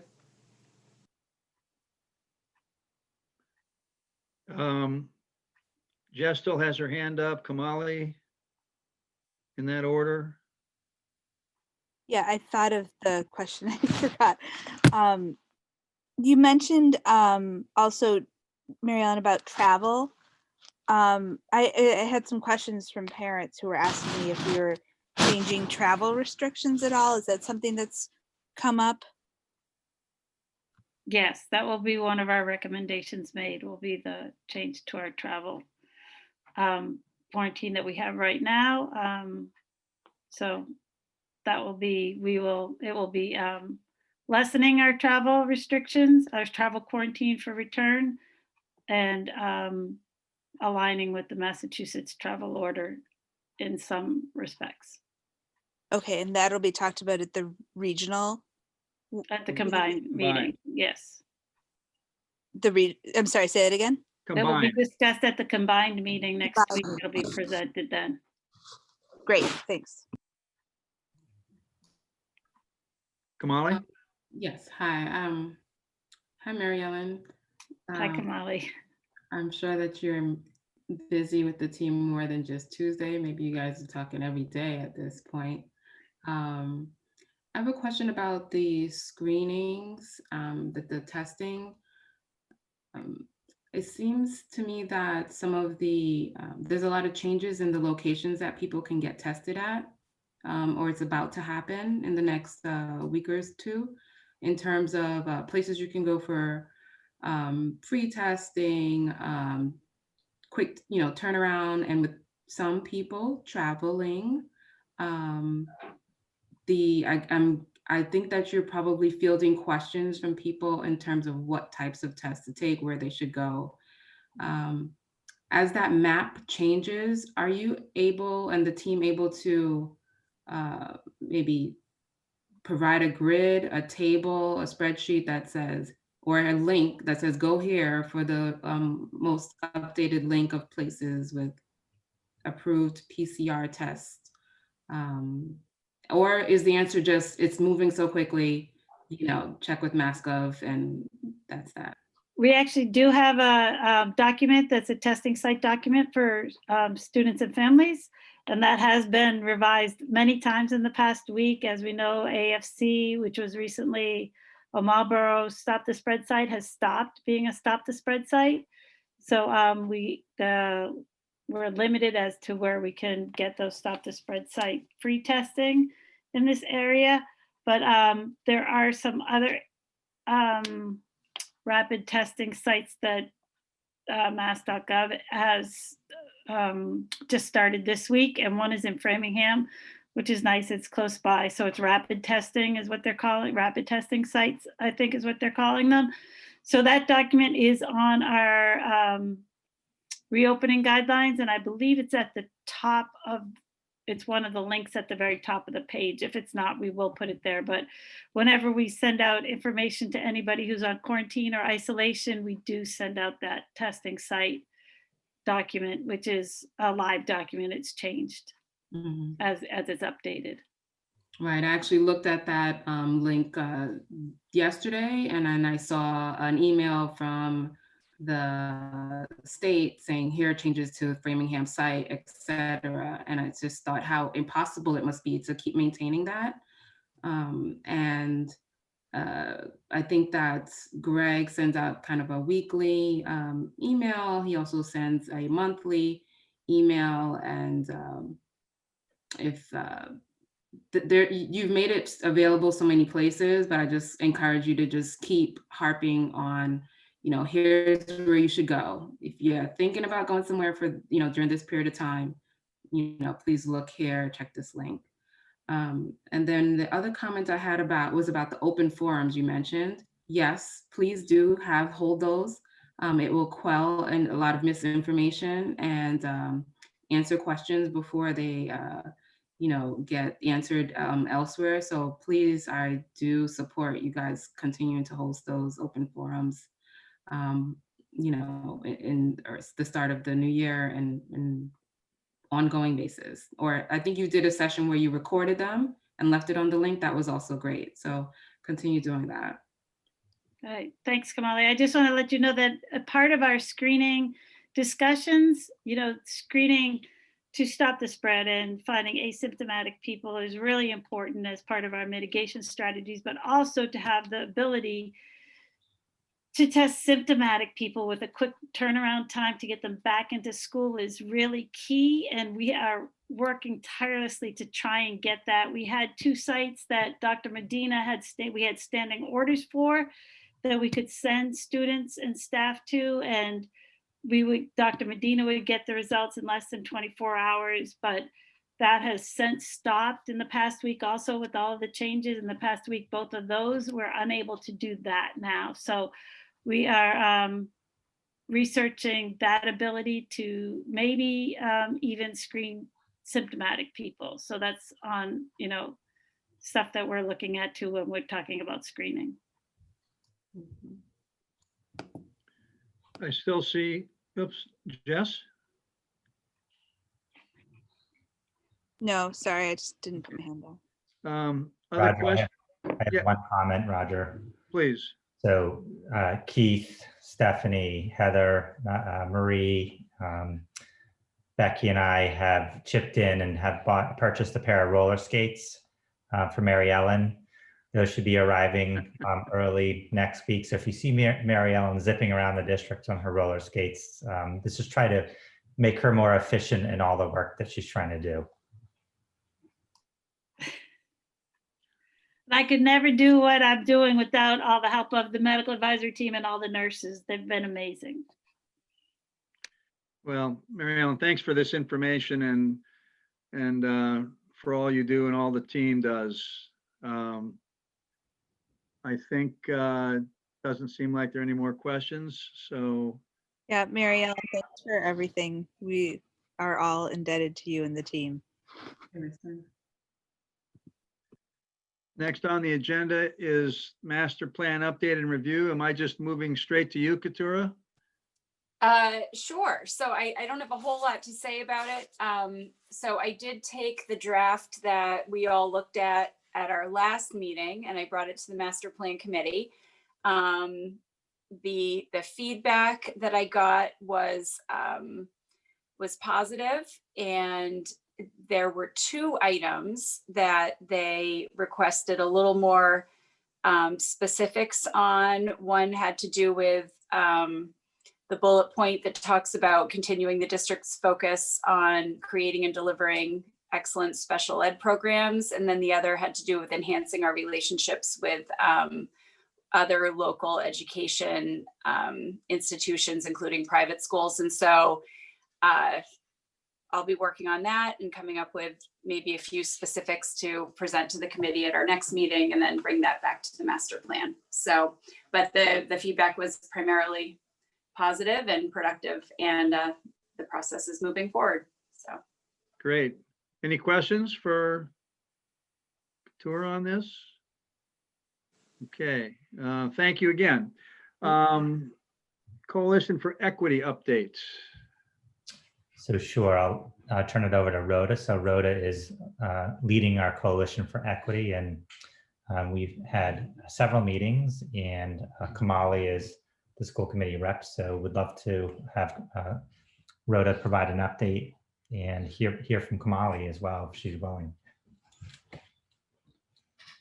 Good evening. So yesterday, the Coalition for Equity had its 3rd meeting of the year, and we have formed 4 working groups. One is 5 members of the coalition are joining the Mascot Review short-term study group at Algonquin. And all members are going to be forming, have chosen which committees they would like, subcommittees they'd like to be on. One's community outreach. The second one is curriculum and instruction. And the third one is policies, handbooks, procedures, and practices.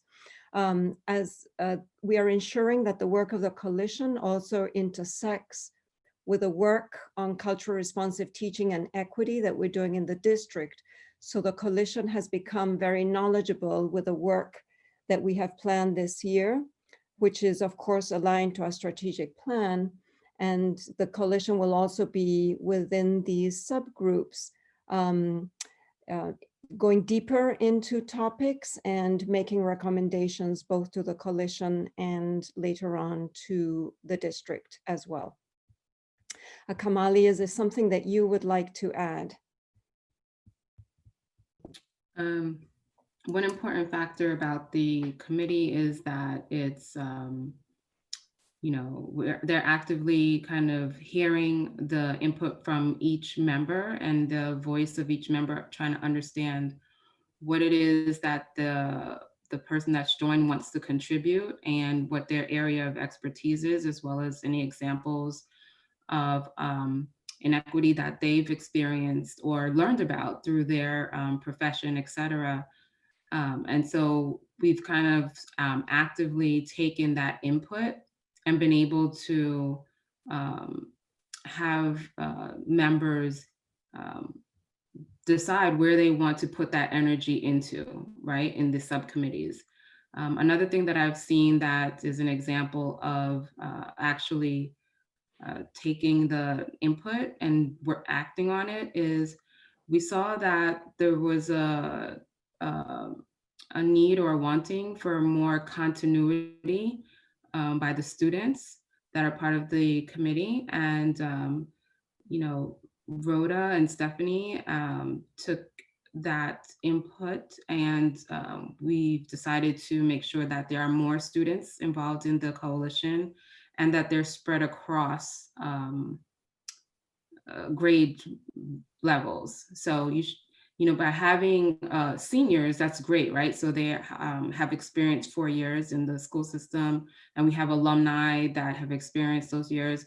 But once they leave, you don't have the input of those that are going to take the action, and those are going to be the sophomores and juniors. So I think that's also a very good message that I wanted to kind of give feedback on. And thirdly is that every member has voiced that they want this to be actionable and that there's no, there is no kind of, from every person involved, there's no interest in making this a policy meeting. It's meant to be an actionable and transparent, as well as all-inclusive committee. And I think that we're all looking forward to that. I think that there's everyone is we're holding each other accountable, as well as going to put their best effort into adding what they can to make sure that there's change in this 2020 through 2021 school year. This is not something that is going to be only submitted as a 5-year plan, let's just say. This is a now plan. And the one thing that we had a meeting yesterday, Rhoda, I'm losing track of time. And between that meeting and today, there's something that I read that resonated with me, and was that by the time that the plan is done, it's already outdated. And so I think that we have the right group of people, as well as there's others that are waiting in the wings, the additional body that of the 75 people that are going to make sure that there's a plan, but then there are steps that we're doing towards that plan, so that there's always that continuity and it doesn't get stale before we even start. That's been said time and time again, and these folks are not playing any games, so they're gonna hold they're gonna hold them to it.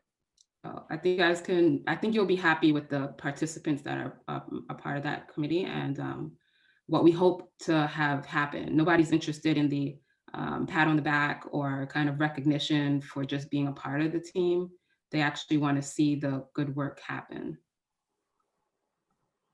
So that's all I have to add. Very good. Well, thank you, Rhoda and Kamali. Do we have any questions? Roger, can I just make a comment that Please. I just also want to add that Kathleen Valente has provided her leadership and is partnering very closely with Rhoda on the planning and thinking about how to move this work forward. And exactly as Kamali said, make it, short-term actionable, as well as looking at long-range planning. So the combination of the two. But Kathleen's been a great addition to the leadership team, and just want to acknowledge her work in the planning. That's great. Anything else? Okay. Greg, I think we're to the item which is your report to the committee. I'm looking down. I don't necessarily see any items that would involve specific principles. Are you to the point where you were thinking about allowing him to leave the meeting, or not tonight? So I don't think I ever give them permission to do anything. They're a pretty independent group. So if we just see them disappear from the screen, we'll know that, all right. It's on their own will. So, but I would ask them to stay through, unfortunately, through the budget presentation. They're such an integral part of the budget process and thinking about what kind of goals we're trying to accomplish through the budget process. I would hate to have them miss out on any input that they could provide and insight they could provide. So my recommendation would be after the preliminary budget presentation to give them, if they wish, can go and do their homework for. All right, well, that'll go through your, that'll go through your report then. All right. I guess we're on to enrollments. Enrollments are in your packet, and enrollments for the month of December have remained stable. So we have 1,132 students, and again, decrease in 39 students from what we were projecting in the beginning of August. Having conversations with other districts, we actually fared fairly well in terms of the number of families that stayed with us through this hybrid learning model. Many districts are seeing a 10 or 15% decline in enrollment as a result of either homeschooling or deferring kindergarten or looking for private schools. So it's something we're monitoring and keeping an eye on, but at this point, it seems to have stabilized in our district.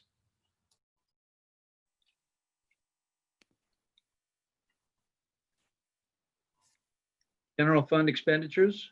Yes, so next in your packet is the FY21 monthly general fund expenditure report, and I'll have Becky provide an update, and also I'll have her lead right into the next agenda item, which is the COVID-19 related unanticipated expenditures. So in your packet is the monthly general fund expenditure report as of November 30th, 2020. As you can see, we have $620,770 remaining on the bottom line, or 2.92% of our FY21 budget. We're trending very closely to where we were last year at this time. And at that point, we had $568,659, or 2.73% of the budget remaining. We are being very cautious with our spending at this point in time, especially in light of the fact that the school reopening grant does expire at the end of this month.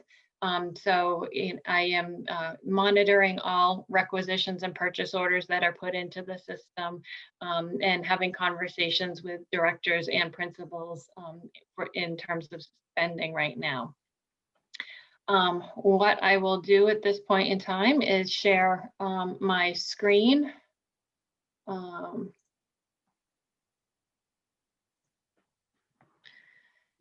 Just to review the COVID-19 financial impact.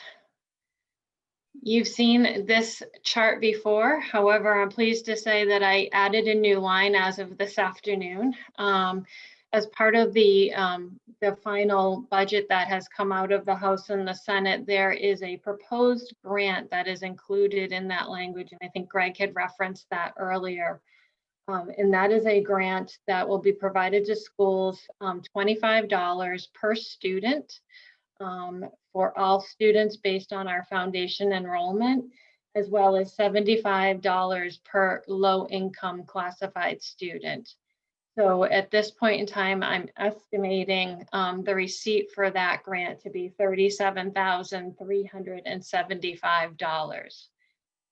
Not the same magnitude as the school reopening grant. However, every little bit in this year is definitely helpful. We don't have information as to when the grant funds will be released to districts because the governor has not yet signed the FY21 budget, but I know that in calls today that DESE did indicate that they are working on how and when those funds will be released to the school districts. I also wanted to provide an update on some of our expenses.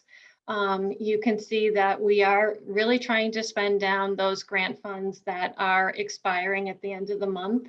There are a couple of line items where we are going to be making some tweaks. Thankfully, our teacher substitutes have not come in at the rate that we were originally anticipating those. You can see as of right now, as of November 30th, we had actually spent $49,000 in teacher substitutes. And then also that includes any of the teachers that were hired as part of the standalone remote program. So those are the numbers that we are estimating as of November 30th. So we will be making some adjustments, and we've also received word from DESE that we are able to utilize these grant funds for subscriptions and licenses for our technology, which was different than the original guidance that was provided to us. So we are hopeful that we will be able to move some things that we have already purchased onto the grant and free up some other areas in our operational budget. We continue to monitor the use of PPE and work with Carla and Brian Ballantyne in the town of Southborough in terms of the CARES Act money. And the same is also true for our facility and cleaning supplies and applying those items that we have purchased for PPE and cleaning supplies to the town's CARES Act money. I'm just going to briefly touch on the preschool revolving account. Not much has changed since last month. We are still holding steady with the number of students.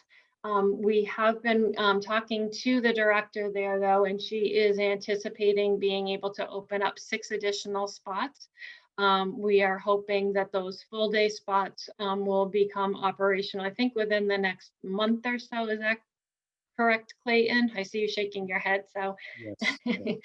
Yes, so we may see some additional students joining us, and so these numbers will change at that point in time. We have also been working very closely to make sure that we are up to date in our tuition collections, and so that is really something that the finance team focused on during the month of November. And so you can see that our tuition collection is running right in line with where our expenses are as of November, where we have collected and also paid out approximately 35% of expenses. And then our food service program, we continue to make improvements in our food service program. As of November 30th, we had served 21,073 meals.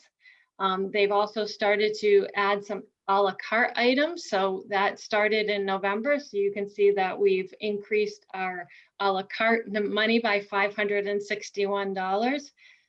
And so at this point in time, as a year to date total, we are still in a deficit at 10,396. but you'll recall from previous months that is due to some of the summer salaries that were paid out. So we are still making up ground on those figures. We've also been informed that there is approximately $5 million in grant money that will also be coming back to schools for food services. And that will be based on the number of meals that were served by the school districts from March of 2020 through December of 2020. Keith and I have a call that we will be participating in tomorrow to get more details on what that final amount will look like. So that is some more good news as well for the district when it comes to food service. So things are definitely looking up in the cafeteria. And I didn't know, Keith, if you had anything that you wanted to add. Other than the fact that, we are closing the gap, as Becky had said. Kyle Parson, the food services manager, and his team and his cafeteria managers have done a good job of boosting participation with the help of the principals. Our Monday pickup program has done pretty well in Southborough, better than expected, I would say. And therefore, that's why we're able to reduce that deficit. And I would like to say that we continue to try to explore ways to increase participation. And if you hear of anyone in the community that does need support or needs questions answered, have them reach out to myself or Kyle, and we'll gladly get back to people. We're probably taking on, I'd say, between 6 and 12 new families every week. It has slowed down a little bit, but a few people are adding to the program every day mostly. So hopefully we continue to see that improve, and our team's been able to handle it pretty well. So Becky, this is a great summary, and I think it does demonstrate the improvements that have been made since the start of school. And that actually concludes my report on the impact of COVID-19. So if there are any questions, I'm happy to take those. Kamali's got her hand up, followed by Katura. Hi, Becky. I have a question regarding the $5 million to be returned to schools. Is that across Massachusetts or? Yes. Okay. So we're probably not looking at a large amount of money, but like I said, every little bit will help right now. Okay, great. Thank you.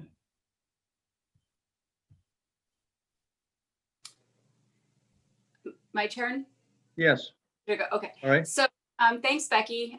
These summaries and updates are so helpful. So when I go to the grant funds received chart, the one that was originally sent to us in our packet didn't include the FY21 budget proposed grant of $37,000, and I think that didn't get added to the total receipts. Oh, so I think if we add that in, we're at 349 or something like that. And then when I look at the expenses chart under the grant funds column, the total at the bottom is 259. So that's about $90,000 less than it seems like the total grant funds are. And could you just speak to the allocation of grant funds and how it's like distributed down that column, and also maybe the 90 it has already been spent on something else, or I'm not sure. But sure, no, that's a great point. So the grant funds that are listed here are for those key areas that we had identified earlier in the summer as the areas that we were really going to be paying close attention to. The other funds were allocated in different areas. So they were allocated, for example, for the professional development that we did at the beginning of the year to compensate teachers for the work that they were putting in over the summer, planning those activities for outside providers. There were also some advertising costs for substitutes that were included in that. I'm just trying to think of some of the other areas, but there were other line items that did add up to that additional 90,000 that would not be included in that. And I have not yet, since we just got the word on the 37,000, I have not included that yet in this calculation. Okay. All right. Yeah, I figured that was pretty fresh information. So yes. Okay. Okay. And sorry so- about I missed the sum, so. No, I was just trying to figure out where the grant funds were going by looking at this chart. So, I mean, I'm just wondering for future charts if it makes sense to, or just somehow, because that's a lot of grant funds, to somehow summarize. I don't know if it would be helpful to anybody else, but I feel like it would be helpful just to have maybe some sort of summary of how that money was spent, or. Sure. And the other thing is the ESSER grant, I think it's I'm sorry, I'm going the wrong way. The $35,000. So that we have until FY22. So we have not at this point in time made a decision as to whether we would be using that in FY21 or waiting until FY22 to use those funds. That right there is, a big chunk of that 90,000 that is not included. Okay. All right. And I'm happy to see, I feel like I bring up the substitute cost every time we have one of these, but I'm happy to see that the actual is coming in a little bit lower than we had anticipated. So that's good. Thank you. Becky, before, I know Kamali has her hand up next. Could you repeat, what is the large chunk of the 90,000 that you just identified? This grant right here, and I'm moving everything. The ESSER grant, it's for 34,986. Right, and that can be used all the way until the end of FY22, right? That's correct. That's correct. Okay. And so not knowing what our expenses will be for FY22, we have waited to make a decision as to when we were going to spend that. Okay. Kamali, I see your hand up. Yes.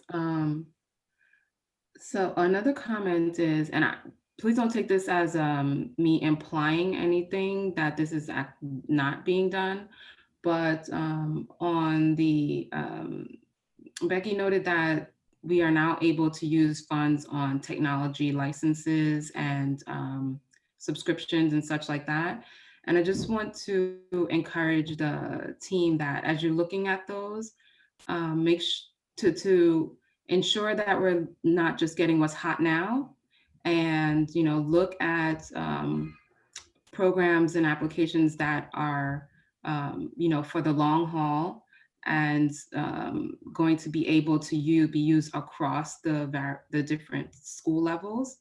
I think that's currently done, but I just want to reiterate how there's a lot of hot now that in 2 years, is not going to be very useful or relevant for the students.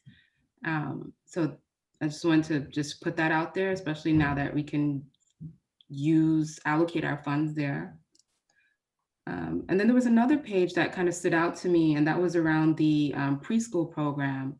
And I want to encourage that there's probably some really good lessons learned there, because when we initially started out the reopening, we didn't know that there was going to be this staggered and increased interest in the program, and that it would actually serve as a revenue increase at this stage in the game. We always wanted it to be, and we know that what it previously pulled in, but we're seeing that there's this, as the school year continues on, the parents are more and more interested in that program. But there's kind of it's a catch-22, because the more interest, then you need to allocate teachers there. So then, readjusting the expense, et cetera. But I just want to make sure that there's time taken to look back at that preschool program for the lessons learned that we can apply towards the future. Thank you. Thank you. And just to clarify on the subscriptions and licenses, so these are ones that we are already using, and we are able to do a journal entry in our accounting system to move it onto the grant. So it wouldn't be purchasing anything new. It would be using our existing subscriptions and licenses. Okay. Anything else for Becky? I think we need to vote the expenditure report. So unless there are other comments, I'll entertain a motion to accept the Southborough Public School District FY 2021 budget monthly general fund expenditure report as of November 30th, 2020 until audited. Is there a motion? So moved. So moved by Katura. Is there a second? Second by Kamali. Second by Kamali. Discussion? Hearing none. Roll call vote. Katura, Yes. Kamali? You're muted. Yes. Jess, Yes. Jen, Yes. and I vote yes. It is unanimous. Now, are there other unanticipated expenditures to discuss, or none other than we've just discussed, correct? Okay, so we'll move to capital planning. So Roger, can I just make one comment about teacher Please. attendance? And that Please. is just, I think just our outstanding teachers have been, we were fearful that we were going to see greater absences because of illness, and our teachers have been outstanding, and it's just their commitment to their work and dedication. So they've been, I just want to compliment them, and truly been outstanding, and attendance has been very strong. That's really very impressive and extraordinarily gratifying, to hear that. It really is.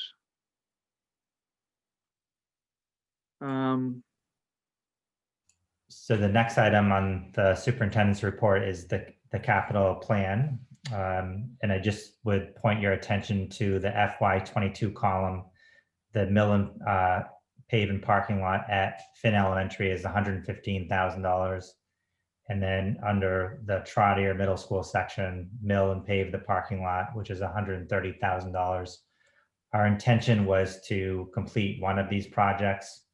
And one of the things we will be looking at with some of the offset of not having that rental fee is, again, partnering with the town and working with Karen Galligan to see if we can see some cost savings in paving by partnering with the town moving forward. So Keith will be on that task, and probably already is, if he's probably ahead of the curve already.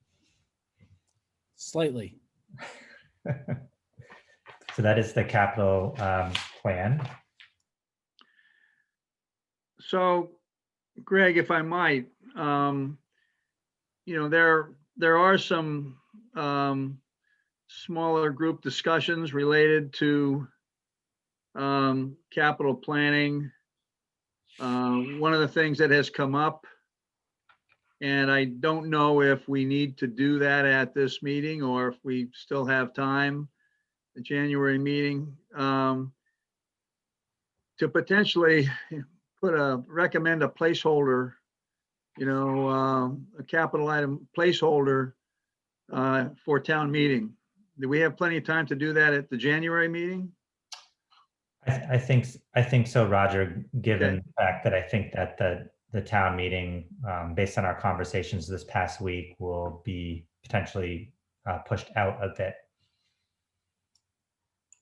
That makes sense. And at least even if it was to occur as scheduled, which is unlikely, I don't think the warrant closes until the end of February, but I think people would certainly want to have whatever information they can as soon as possible. So, all right, I just wanted to touch base on that item.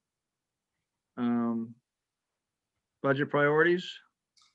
So in your packet are the budget priorities and the budget calendar, which I will discuss in greater detail with FY22 preliminary budget presentation.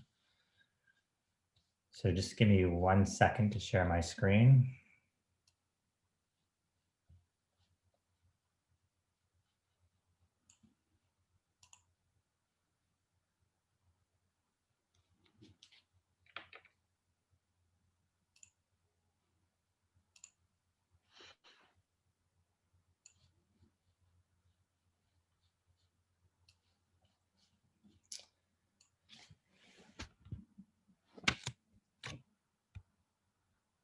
And can people see my screen?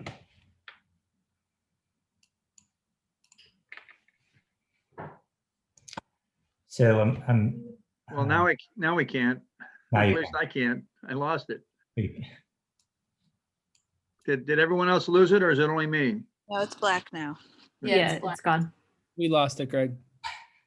There It's it back. It's back. How about that? There we go. Yes, Got it. indeed. I have six. I just picture this in your mind. I have 6 screens in front of me with each item, each agenda page. So I have 2 screens and can't manage 2 screens well. So just again this evening would like to have the privilege of sharing the FY22 preliminary budget. Again, it's very early in the process, and before I begin, I just want to thank all of the directors and the principals for their hard work thus far getting to this point. So, the principle around our budget is really looking at, what's educationally sound and fiscally responsible. And as you know, it is exactly that. It is a budget process that begins in September. And this year, one thing that is new is that we have our new strategic plan, our reauthorized strategic plan, Vision 2026, which was really served as our kind of guiding beacon in terms of thinking of what we want to accomplish. So in September, again, we review the budget calendar. We talk about expectations, and the leadership team, we start thinking about goals. And also a very important part of the process is the school committee's work around developing budget priorities. Many districts do not have budget priorities, and I applaud the school committee for creating these, and actually they serve us well in terms of helping make difficult decisions when money is tight. In October, we have preliminary budget discussions with the town administrator and the leadership team. The capital planning subcommittee meets, and so there's a lot of steps that go into getting to this point that we're at this evening. So we're at the month of December. It's hard to believe, and really presenting the preliminary budget to the school committee with the understanding that this is the first pass, and there'll be many iterations moving forward. And I'll just also comment that we also continue to work very collaboratively with the town. This past week, we had a meeting with the chair of the Board of Selectmen, the town administrator, the chief financial officer for the town, and Roger as the chair of the committee, and I and Becky met to kind of talk about the fiscal landscape of the town and what the budget landscape was going to look like. So typically we don't begin where we've ended, but I thought it was important to talk about the fiscal year 21 budget process. And this was a year ago. Obviously, similar, it started in October and it ended in May. And as you can see, there are many iterations of the budget. We started at 9.52% with an initial budget request from the principals. And we moved to a school committee voted budget of a 4.02%, which was our intention of bringing that forward to the town meeting for a town meeting vote. Obviously, the pandemic changed the entire budget landscape. And that is when we brought the budget back to the school committee, working in collaboration with the town, and brought a 2% budget forward, which was essential in terms of responding to an uncertain economic climate. So as part of the FY21 budget process, I just want to highlight that we did make some reductions of full-time equivalent teachers. We deferred some technology purchases. We deferred some classroom textbooks and materials, general supplies and library materials. So there was an impact in terms of not moving forward with some purchases that we had planned in the FY21 budget. And the reason why I'm sharing this is because it changes the baseline that we're starting as we develop the FY22 budget. So on to the FY22 budget, as I stated, with the new reauthorized strategic plan, it's really exciting to think about what goals we want to accomplish with our 5 strategic objectives. And we always start with our mission and vision. So our mission is simple but powerful. It's educate, inspire, and challenge all students. And then our vision really is the work that we did around the portrait of the graduate and thinking about what type of students do we want to leave our high school and enter either college and career, and what skills and knowledge do we want them to have. And we came up with collaborators, critical and creative thinkers, communicators, socially and civically engaged, growth-oriented, and healthy and balanced. And again, at the center of our work around budgeting is really thinking about students and what we're trying to impact that happens in the classroom. So moving on, these are the fiscal year 2022 approved budget priorities. And again, the school committee spent time, as you know, really thinking about what the budget priorities are and how they align with the Vision 2026. And these are the budget priorities that the school committee established.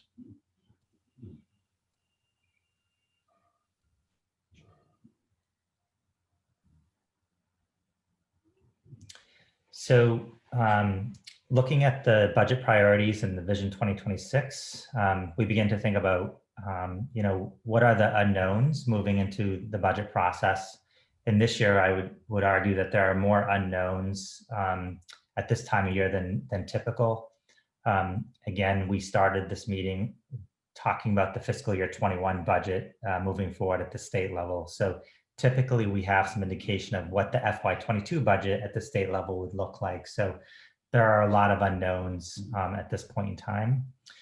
Some things we are hearing is that this was going to be, FY22 was going to be the first year that the Student Opportunity Act was going to be implemented. Again, the governor passed the Student Opportunity Act last year, approximately at this time, and it was including an additional $1.2 billion investment in education over a 5-year period. Southborough was hoping to see some of this investment through getting reimbursed for out-of-district transportation, which is not circuit breaker eligible, but under the Student Opportunity Act, we were hoping to see additional funding. What we're hearing now is that that the funding for the Student Opportunity Act most likely will be on hold for this upcoming year. But again, that's something that we're keeping an eye on, but could have a significant impact on what we were hoping to receive in terms of circuit breaker reimbursement.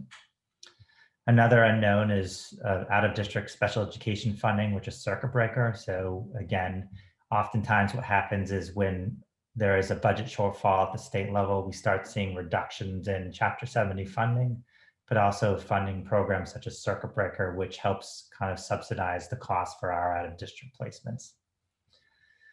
The other unknown variable is COVID-19 fiscal year 2022 expenses. So again, thinking about, as we launch the school year in the fall of 21, what type of investments will we need? Will we still need to have PPE, hand sanitizer, and some of those other expenses that we might need to think about? And lastly, the unknown really around the town economic landscape. So looking at collections, tax collections, town revenues. So again, working very closely with Mark Purple and his team to get a sense of, what the overall impact of the pandemic is going to have on the town budget. So in terms of when we look at the fiscal year 22 budget drivers, I think the areas that we're seeing are instructional technology and software as a budget driver. Part of that is because we deferred some of those purchases in 21. Restoration of maintenance of buildings. So again, we talked about using some of the revenue from the revolving account to offset building and maintenance in the FY21 budget. We're looking to restore that and have that part of the operational budget in FY22. And then teacher salaries. So again, this is the first year of a 3-year teacher contract, and that is totals $495,961. So what are some of the budget offsets that we're seeing currently? So obviously, the most significant budget offset is the FY21 circuit breaker reimbursement offset. So amount is a known amount because of the way we budget circuit breaker, and that is $895,060. And again, this is to offset our out-of-district placements, and that is the program that the state funds. We are evaluating retirement and educator leave of absences too. It's early on in the process, and folks have some time to let us know before they make decisions. And I believe Heather and Becky, that deadline is early January, so we'll have a better idea. But at this time, it's an unknown number. So just in terms of the fiscal year 2022 preliminary budget, the principals worked with their team, their teacher teams, their educators, worked on requests and really thought about what goals they were hoping to accomplish. That work took place in the month of September and through October. Those were submitted to the financial team and Becky, as well as the directors did the same exercise. They thought about what goals they wanted to accomplish and basically created a line item budget to submit as a first pass in terms of the budget. Becky aggregated all those line item accounts, and we've met as a leadership team once to look at what the first pass of the budget looks like. And the first preliminary pass of the budget is $72,532, which is a preliminary budget increase of 3.94% over the FY21 budget. But I will point out that if all things were equal and we did move forward a 4.02% budget in FY21, and that was approved on the town floor, the budget increase that we're looking at would have reflected a 1.9% budget increase. So in terms of some of the growth areas, some of the growth areas are instructional resources and professional learning. So really investing in history and social science materials, some math materials, and also looking at investing in some professional learning in terms of, really investing in our teacher skills and knowledge. And we find that that's always an important investment and one that pays off over time.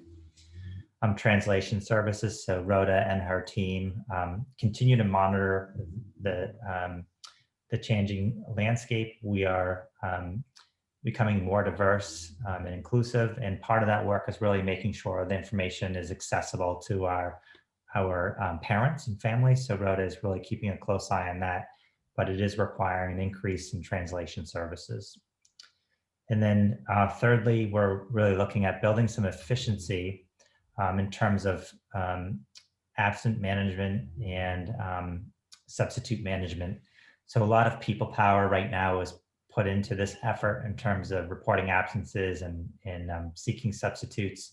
So Heather has put together a proposal to streamline that and make that more efficient, and actually, which will allow some of our folks to spend less time on this task and actually shift to other more important work. So just in terms of, this is a very preliminary budget for fiscal year 2022. There are many continued budget conversations that we're having as a leadership team. Some of those conversations center around three real main topics. And the first is really student level supports for academic interventions at all levels. So those students who need acceleration, but also those students who are struggling and might need a smaller dose of support. We're looking at instructional coaching capacity to support teaching and learning. So we spent a lot of time as a district looking at our operations side and making sure that we have the people to do the work well.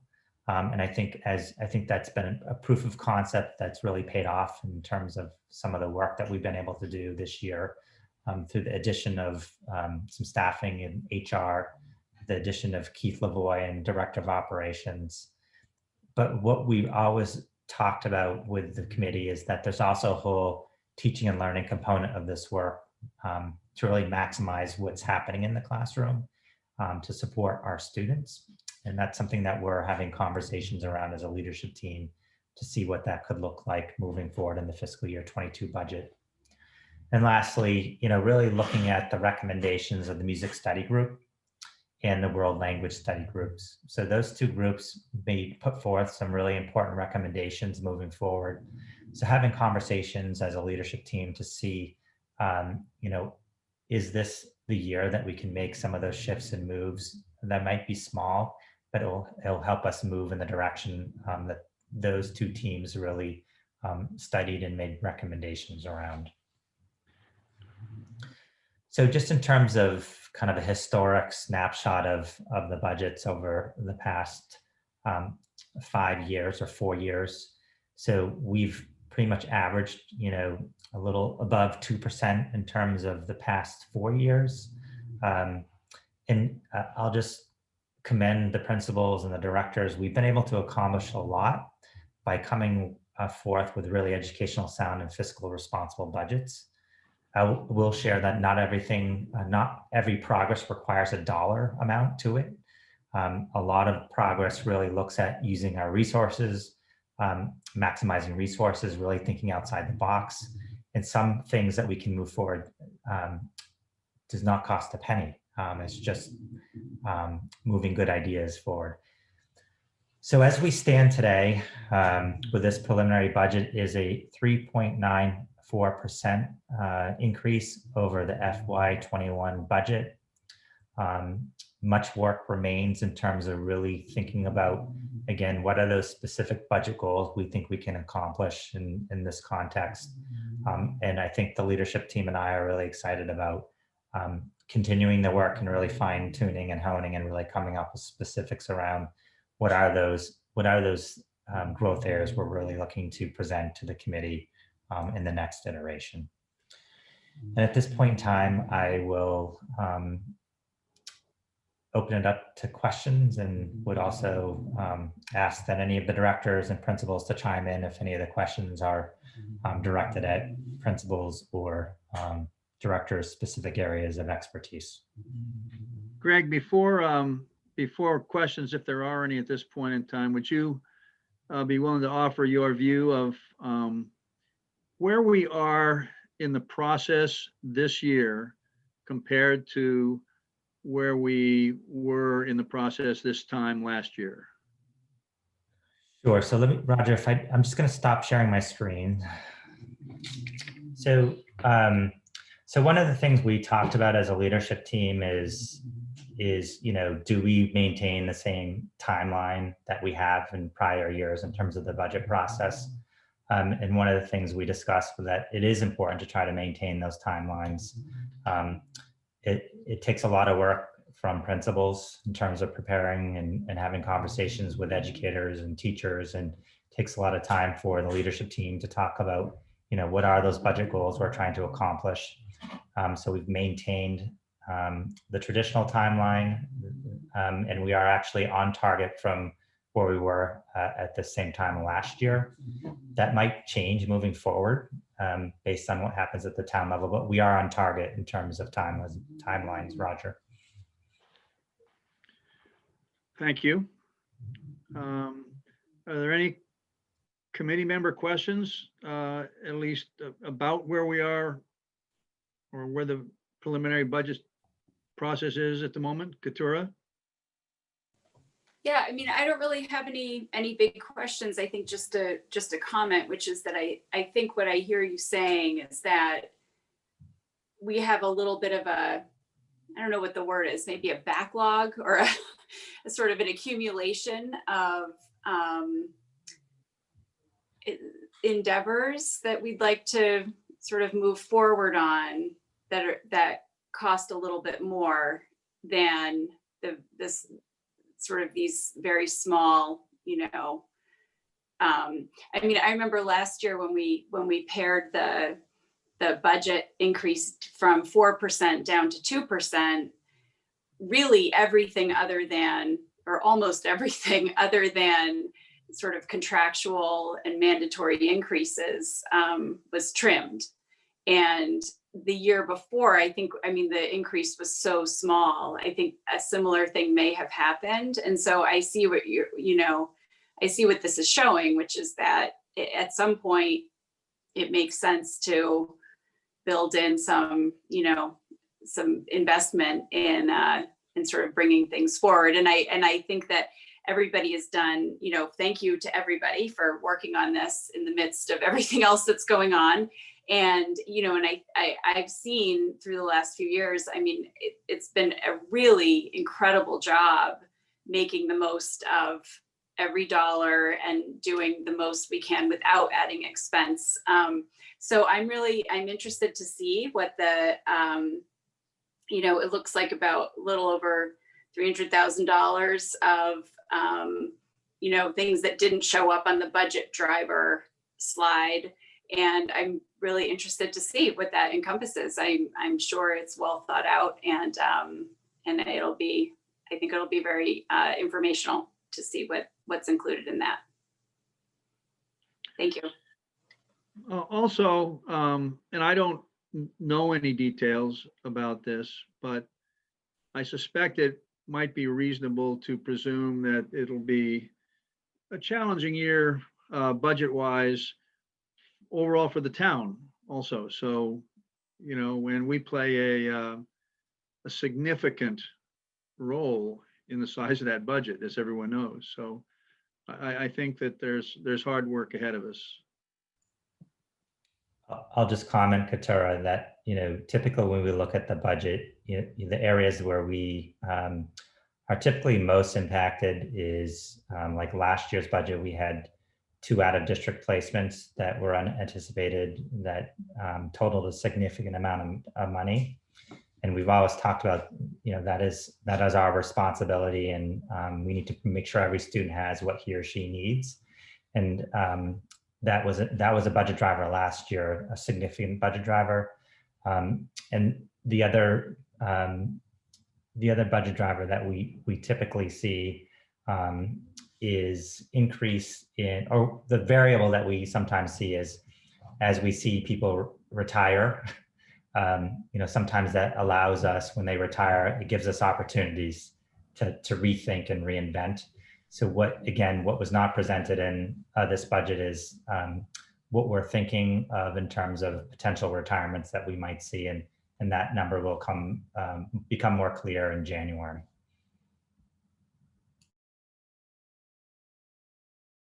Thank you. Thank you for that. Any other questions? Right, thank you.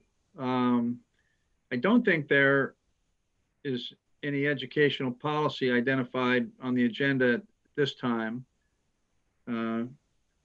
which moves us into policy development and distribution, of which there are 15 line items. But I think in a preliminary discussion that we had, Greg, you had some ideas about how to deal with this tonight. So I thought each principal could read verbatim each policy before they leave. And actually, what I'd like to request is, if it's the will of the committee, to if the principals wish to go off into the evening and try to enjoy the last hour before bedtime. So then what you're saying is that each school committee member will kind of take turns and read each policy, and we'll rotate through until we get done. Okay, I understand. Roger and Greg, before you just some of the leaders step off, I just wanted to add that to the budget conversation, as well as I guess it goes along with the policy discussions. I think that we're at a really good start to see the delta between what would have been the 4% increase last year to what's proposed as of now to be 1.9. I think that's a really good start. And on the section that talked about continued conversations. Katura was very eloquent in how she said things. I don't know if I could repeat that, but I just think that, yes, this is the year that you should put those interests into your, what you want to propose. I haven't seen the feedback from the music study or the world language study groups, but I am interested to see that all or some of the principals implement them throughout the curriculum, as well as everything else that's listed there, you know, in terms of the supporting the teachers and the learning and the training, the instructional coaching, et cetera. I know that there's all the details and the bullets embedded in there, and we'll have to kind of figure out which ones come now or which ones come in the future. But I just want to offer that that is something that we're interested in seeing. And this is the landscape that, you know, we want to implement those sorts of changes in. All right, thank you. Anything else? Okay. Just good night, principals. Have a good night. Thank you. Good night, principals. Have a Thank good you. night, everybody. Thank you very much. Good night. Take care. Thanks. So Roger, would you like me to discuss my proposal for moving through these numerous policies? Yes, please. So we had a very productive policy subcommittee meeting and moved through a number of policies. One of my recommendations is to, and we did this in Northborough, is Cheryl Lepre created kind of a Google form with each policy, and each committee member could add comments and questions. And those comments and questions would then be brought back to the policy subcommittee meeting for incorporation into the policies, and then eventually brought back for a second read at a committee meeting. So again, just trying to be efficient in terms of discussion and input, because there are a lot of policies before us this evening. Yeah, I think that as Greg knows, I had asked Keith a question, chair of the Northborough committee, about how he handled a lot of these policies, and it seemed to work out well for them. The Google form actually is not inconsistent with open meeting law, because each committee member is submitting input, so there's not really any collaboration. So it actually, I believe it should work well. But anybody else have any comments or disagree with that approach? I think that's great. Sounds good to me.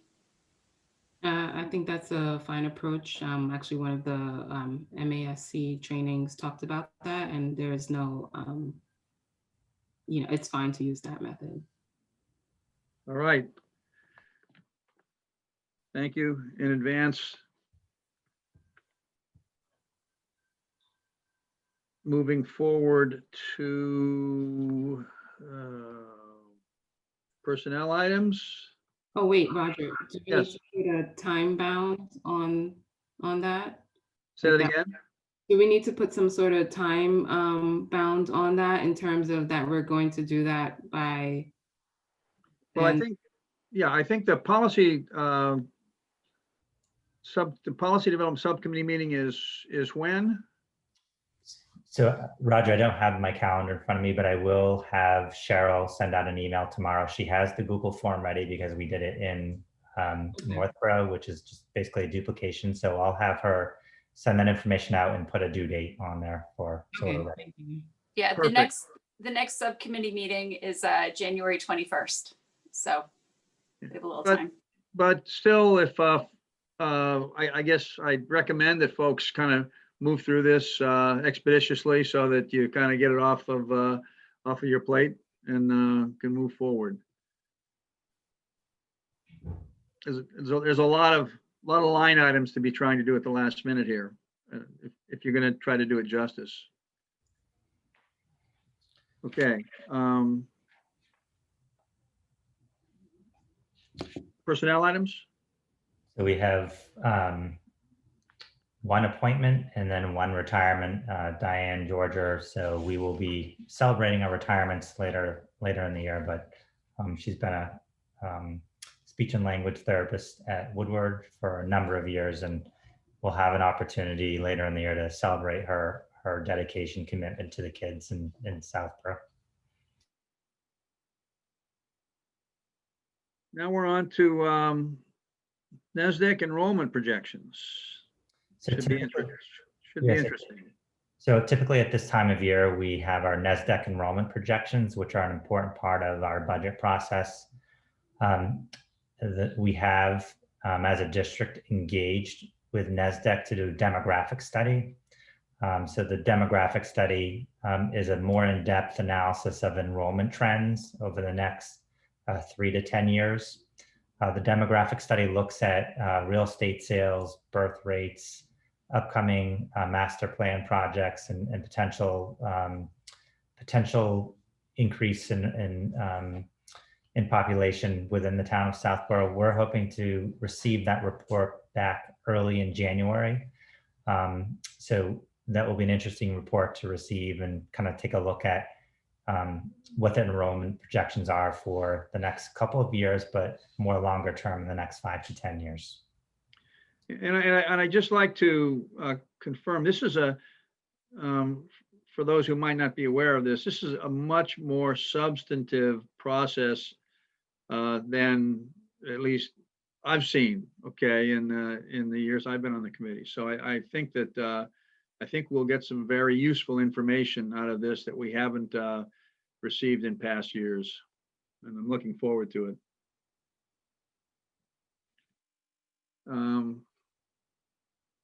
All right, questions on that? Action on the minutes? We've got, I guess, the open meeting minutes of November 9th. Comments? No, those meetings were minutes were in our packet to review for tonight. I thought they were fine. No changes. So then, hearing no other comments, I'll entertain a motion to approve the open meeting minutes for the Southborough School Committee of November 9th, 2020. Is there a so moved? So moved. Is there a second? I'll second. Okay, moved by Kamali, seconded by Jess. Comments? Hearing none. Roll call vote. Keturah? Yes. Jess? Yes. Jen? Yes. Kamali? Yes. I vote yes, and that's unanimous. Roger, can I just make a comment? Please. So Keith asked if that is my dog snoring in the background. So yes, Keith, I will confirm that is. I have a 12-year-old English bulldog who is by my feet and snoring away. So I really hope that's not a commentary on how exciting this meeting has been. I really hope that. Oh. My big old lab also snores very, very loudly. Keith was wondering if I was dozing off during the meeting. I was paying attention. I hope it demonstrates I was paying attention, Greg. He's very observant. Mm-hmm. I will confirm with the other principals that it was your dog that snored, because we were having a debate about that. All right. Agenda items for next month.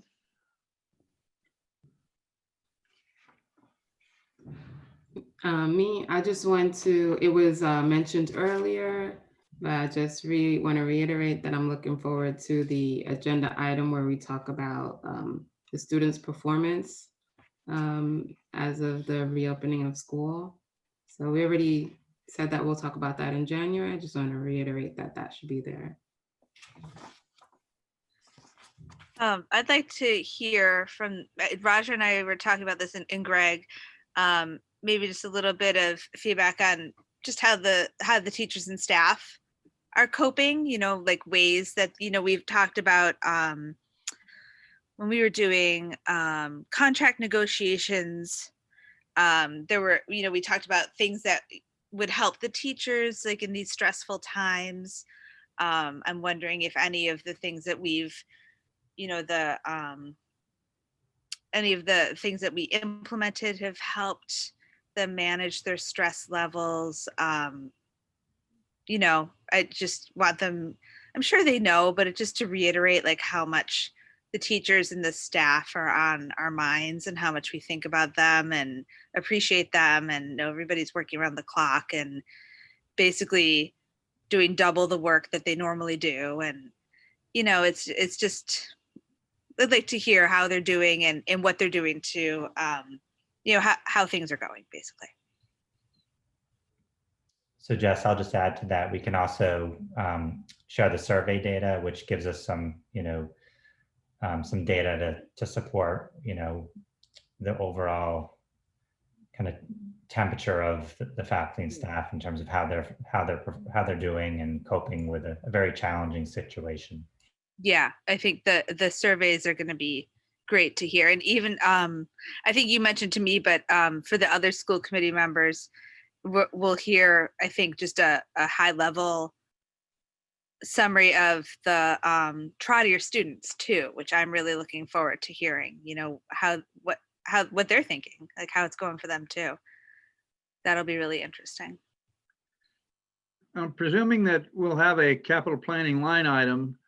I guess I'll be back to wondering if we'll be at the point of at least identifying a placeholder that we might want to see for capital, at town meeting. Also, Greg, do you think, and the answer may be no, do you think that having any kind of an IT discussion in January makes sense, or does it make more sense to wait until February for that? Just a brief overview of kind of what might be going on, or not? It's up to you. So my intention is to have a discussion at next week's combined meeting, Roger. So okay. Sooner than later. Perfect. All right. Anything else, folks? At the combined meeting, will we hear about the survey that was sent to the community? The one where we were looking for a pulse of what people, when people are interested in returning, and that survey, remember? So that closed on Friday. We spent a majority of today starting to kind of disaggregate all the data. We will present that in January, Kamali. Okay. But we will have, our intention is to present the faculty and staff survey data as well as the community survey data, and they are parallel, so we can connect the two. Okay. Certainly, if someone thinks of something that they forgot to mention tonight and can send it to me sooner than later, we'd look at that as a possible agenda item for next meeting also. Anything else? Okay.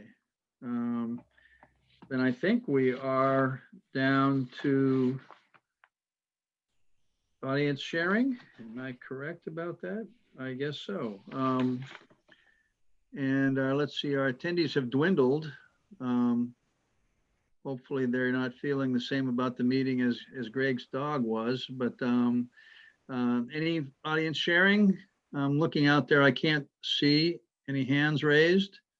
So thank you, everybody. I would entertain a motion to adjourn. I'll move to adjourn. Who was it? Kamali? Jennifer, I'll second. Jennifer, so moved. Kamali seconded. It Roll wasn't call me, vote. actually. I'm sorry. Oh. It was not me. Was it Katura? It was me. It was Jess. Oh, it was Jess. All right. I'm looking around. I can't. I can never keep up with the little screens that are blinking at me. All right. So Jess, so moved. Kamali seconded. Roll call vote. Kamali? Yes. Jess? Yes. Jennifer? Yes. Katura? Yes. I vote yes. And thank you very much, everyone. All right. Thank you. Good night. Stay safe. Night. You Have a too. good evening.